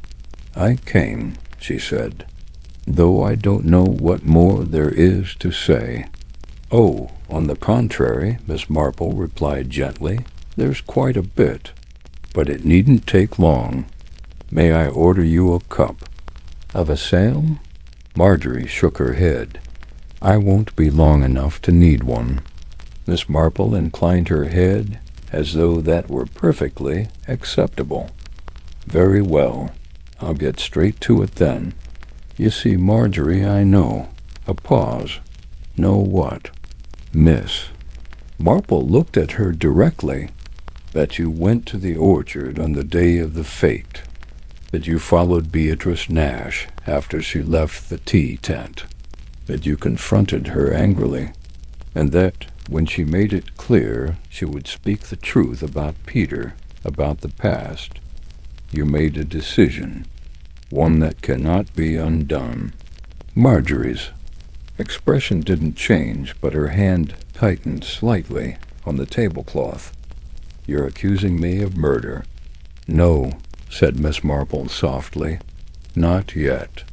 I am offering you the chance to explain." Silence fell between them, broken only by the clatter of a spoon in the back. Miss Marple continued, her voice a gentle thread.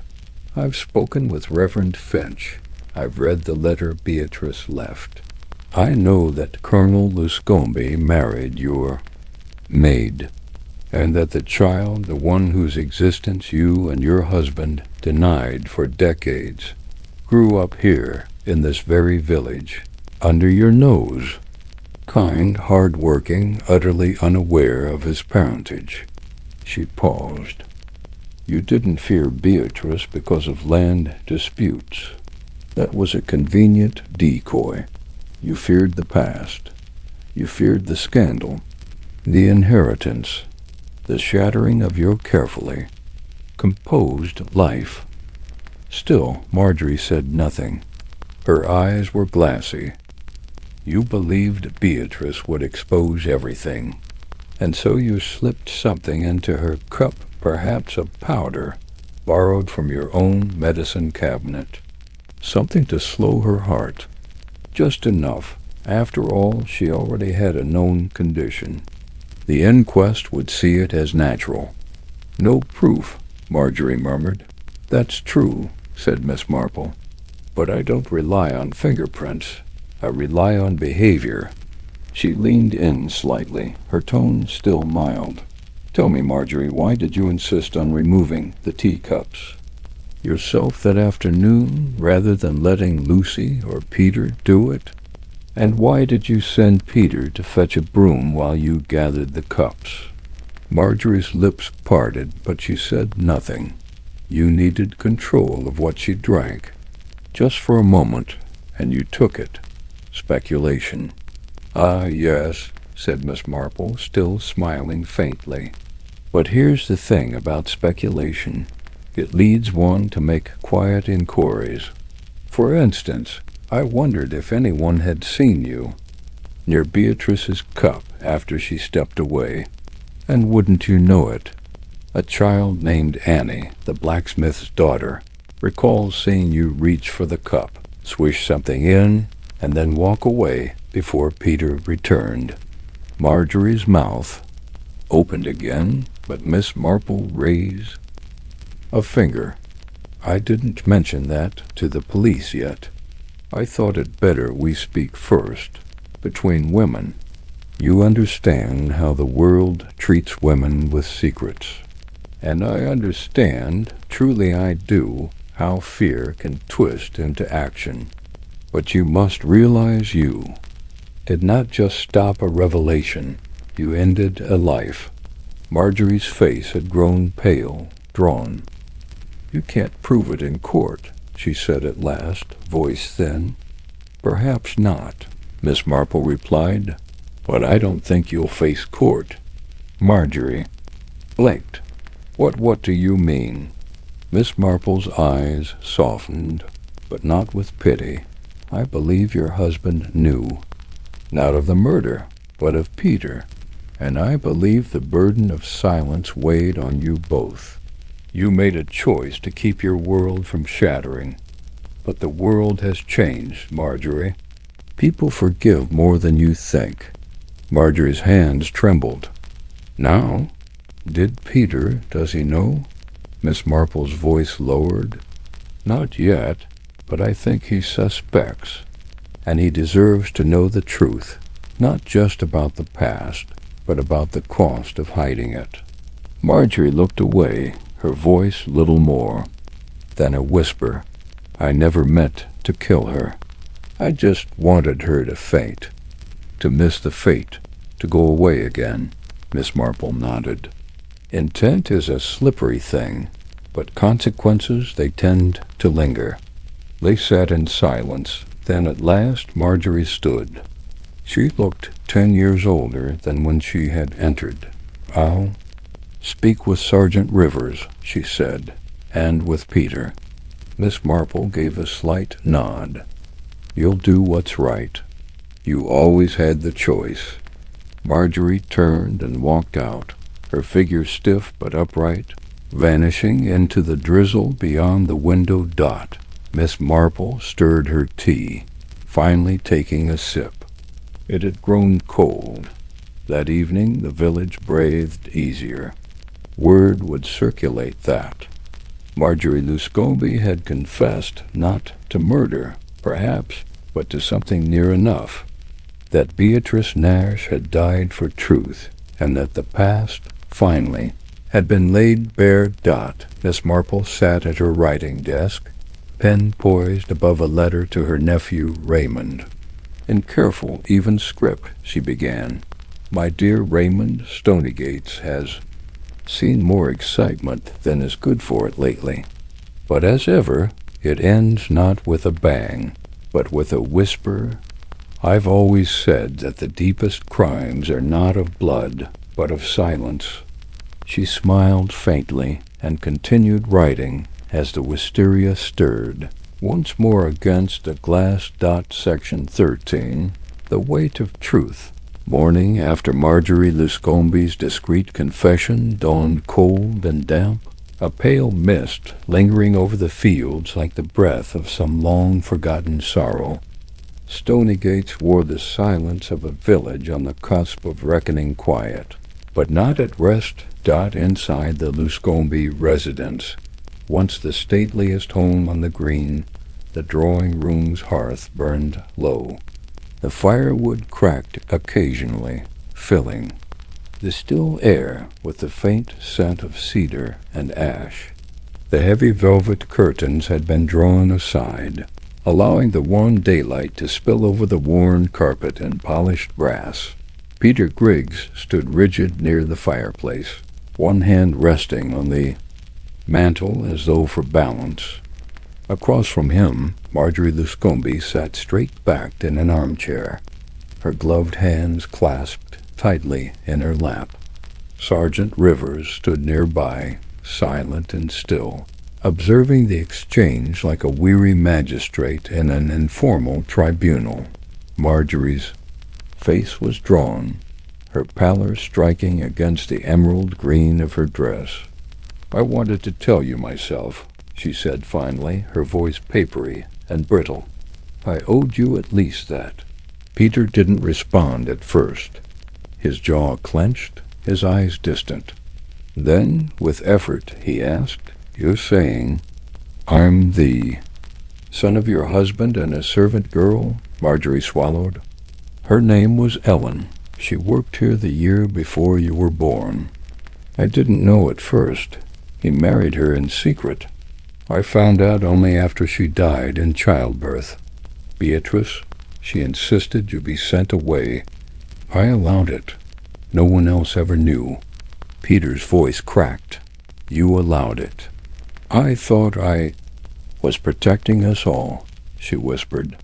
"At the time, it felt like the only way." "And now?" he asked, staring at her with an expression that was not quite fury, but something colder. "Now it feels like murder." Marjorie flinched. "I didn't mean for her to die," she said, her voice trembling. "I only meant to frighten her, to delay her. I thought if she missed the fate, she might leave without speaking to you. I put a little of my own powder in her tea, just enough to make her faint. It was foolish, irretrievably foolish." "You poisoned her," Peter said flatly. "She had a heart condition. It wasn't entirely the powder. She collapsed, yes, but who's to say it was me?" Her voice was rising now, threadbare and fraying at the edges. "There's no proof, Miss Marple. She only suspects." Peter turned sharply to Sergeant Rivers, whose face was unreadable. "She confessed." "She did," Rivers said quietly. "But she also claimed no intent to kill. That matters." Peter laughed bitterly, the sound hollow. "It matters? Tell that to Beatrice." Rivers shifted uncomfortably. "The Crown prosecution may not pursue charges, circumstantial evidence. No witness willing to swear to tampering with the tea. So it ends like that?" "Not quite," said Miss Marple. All three turned. She stood in the doorway, having arrived moments earlier by quiet invitation. She wore her dove-gray coat buttoned high, her hands folded serenely over a handbag that had seen better years. The mist had left a light sheen on her silver hair. "I do beg your pardon," she said softly, "but I thought I might be of some use. We are, all of us, living in the shadow of something very old and very wrong." Marjorie looked away. Peter remained still, but his jaw tightened. "Miss Marple," he said, "I'm not sure I want to hear any more rationalizations." "No," Miss Marple said. "I imagine you don't. But I don't offer rationalizations, only context. The truth, you see, is never simple. It comes in layers, like old wallpaper." Marjorie made a strangled sound, halfway between a laugh and a sob. "I thought if I buried Ellen's memory deep enough, it would stay buried," she said. "I built my life over her grave, and Beatrice came to exhume it," Miss Marple said gently, "because she believed you'd robbed Peter of more than money or name. You'd stolen a life." Marjorie bowed her head. Peter ran a hand through his hair, beginning to pace. She said, "She had something to tell me, that it would change everything. I thought it might be about the will, some old inheritance squabble. But it was me, all along." "You have every right to be angry," Miss Marple said, "and to feel betrayed. But you also have the rare power to turn this ending into a beginning. You may not have had a say in your origins, Peter, but you have one now in how they shape your future. Peter stopped pacing. You think I should forgive her? Miss Marple looked toward Marjorie, then back. I think forgiveness, like guilt, is a very personal thing. But I know this. The dead often leave behind a great burden. If the living don't find a way to bear it with grace, it only festers. Silence hung in the room, heavy and aching. At last, Peter turned to Marjorie. I won't pretend to understand what you did, or why, but I'll speak to Beatrice's sister. I'll tell her the truth about what happened, and what didn't. Marjorie looked up, eyes shimmering. Thank you. Don't, Peter said. This isn't kindness, it's duty. The following morning, the village of Stonygates seemed subtly altered. At the post office, letters were passed with quieter hands. At the greengrocer's, Mrs. Butterly no longer whispered speculation behind her apron. The Maplebrook tea room reopened for business, but the air inside was thoughtful, subdued, reverent. Finch delivered a special sermon that Sunday, not of sin or salvation, but of hidden truths and the mercy of light. At the back of the chapel, a new plaque had been added quietly to the memorial alcove. Ellen Griggs, 1907 to 1928. Loved. Lost. Remembered. No one had seen who paid for it, but Miss Marple had her suspicions. After the service, she lingered in the churchyard, walking slowly among the headstones as the villagers filed past. Lucy Hargrave approached, her brow furrowed. Is it truly over? As much as anything ever is, Miss Marple said with a small smile. Truth is a curious creature. It disappears when ignored, but never truly dies. And when it returns, it's never alone. Lucy nodded. Peter's different now, quieter, but somehow freer. Yes, Miss Marple murmured. The truth will do that, even when it hurts. The two women stood silently for a time, listening to the wind whisper through the yews. That evening, Miss Marple returned to her cottage and took up her embroidery. Outside, the wisteria had begun to bloom again in full force, violet strands swaying like veils in the evening breeze. The scent was delicate, haunting. She thought of Beatrice Nash, of Ellen Griggs, and of the choices made by women who had little say in their fate, and of the burdens borne by those who came after.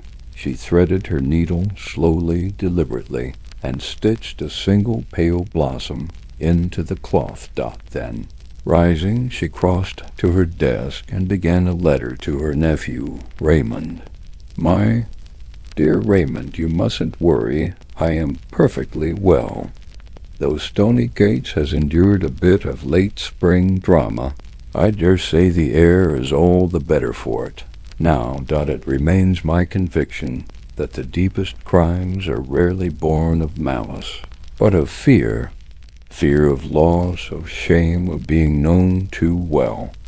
Yet, in my experience, nothing good ever comes from bearing the truth. It grows restless under the soil. It whispers. I find a bit of pruning, a bit of patience, and the right cup of tea-work wonders. Yours ever, Aunt Jane. She sealed the letter, set it on the mantel, and turned back to her window. The wisteria danced quietly in the dusk.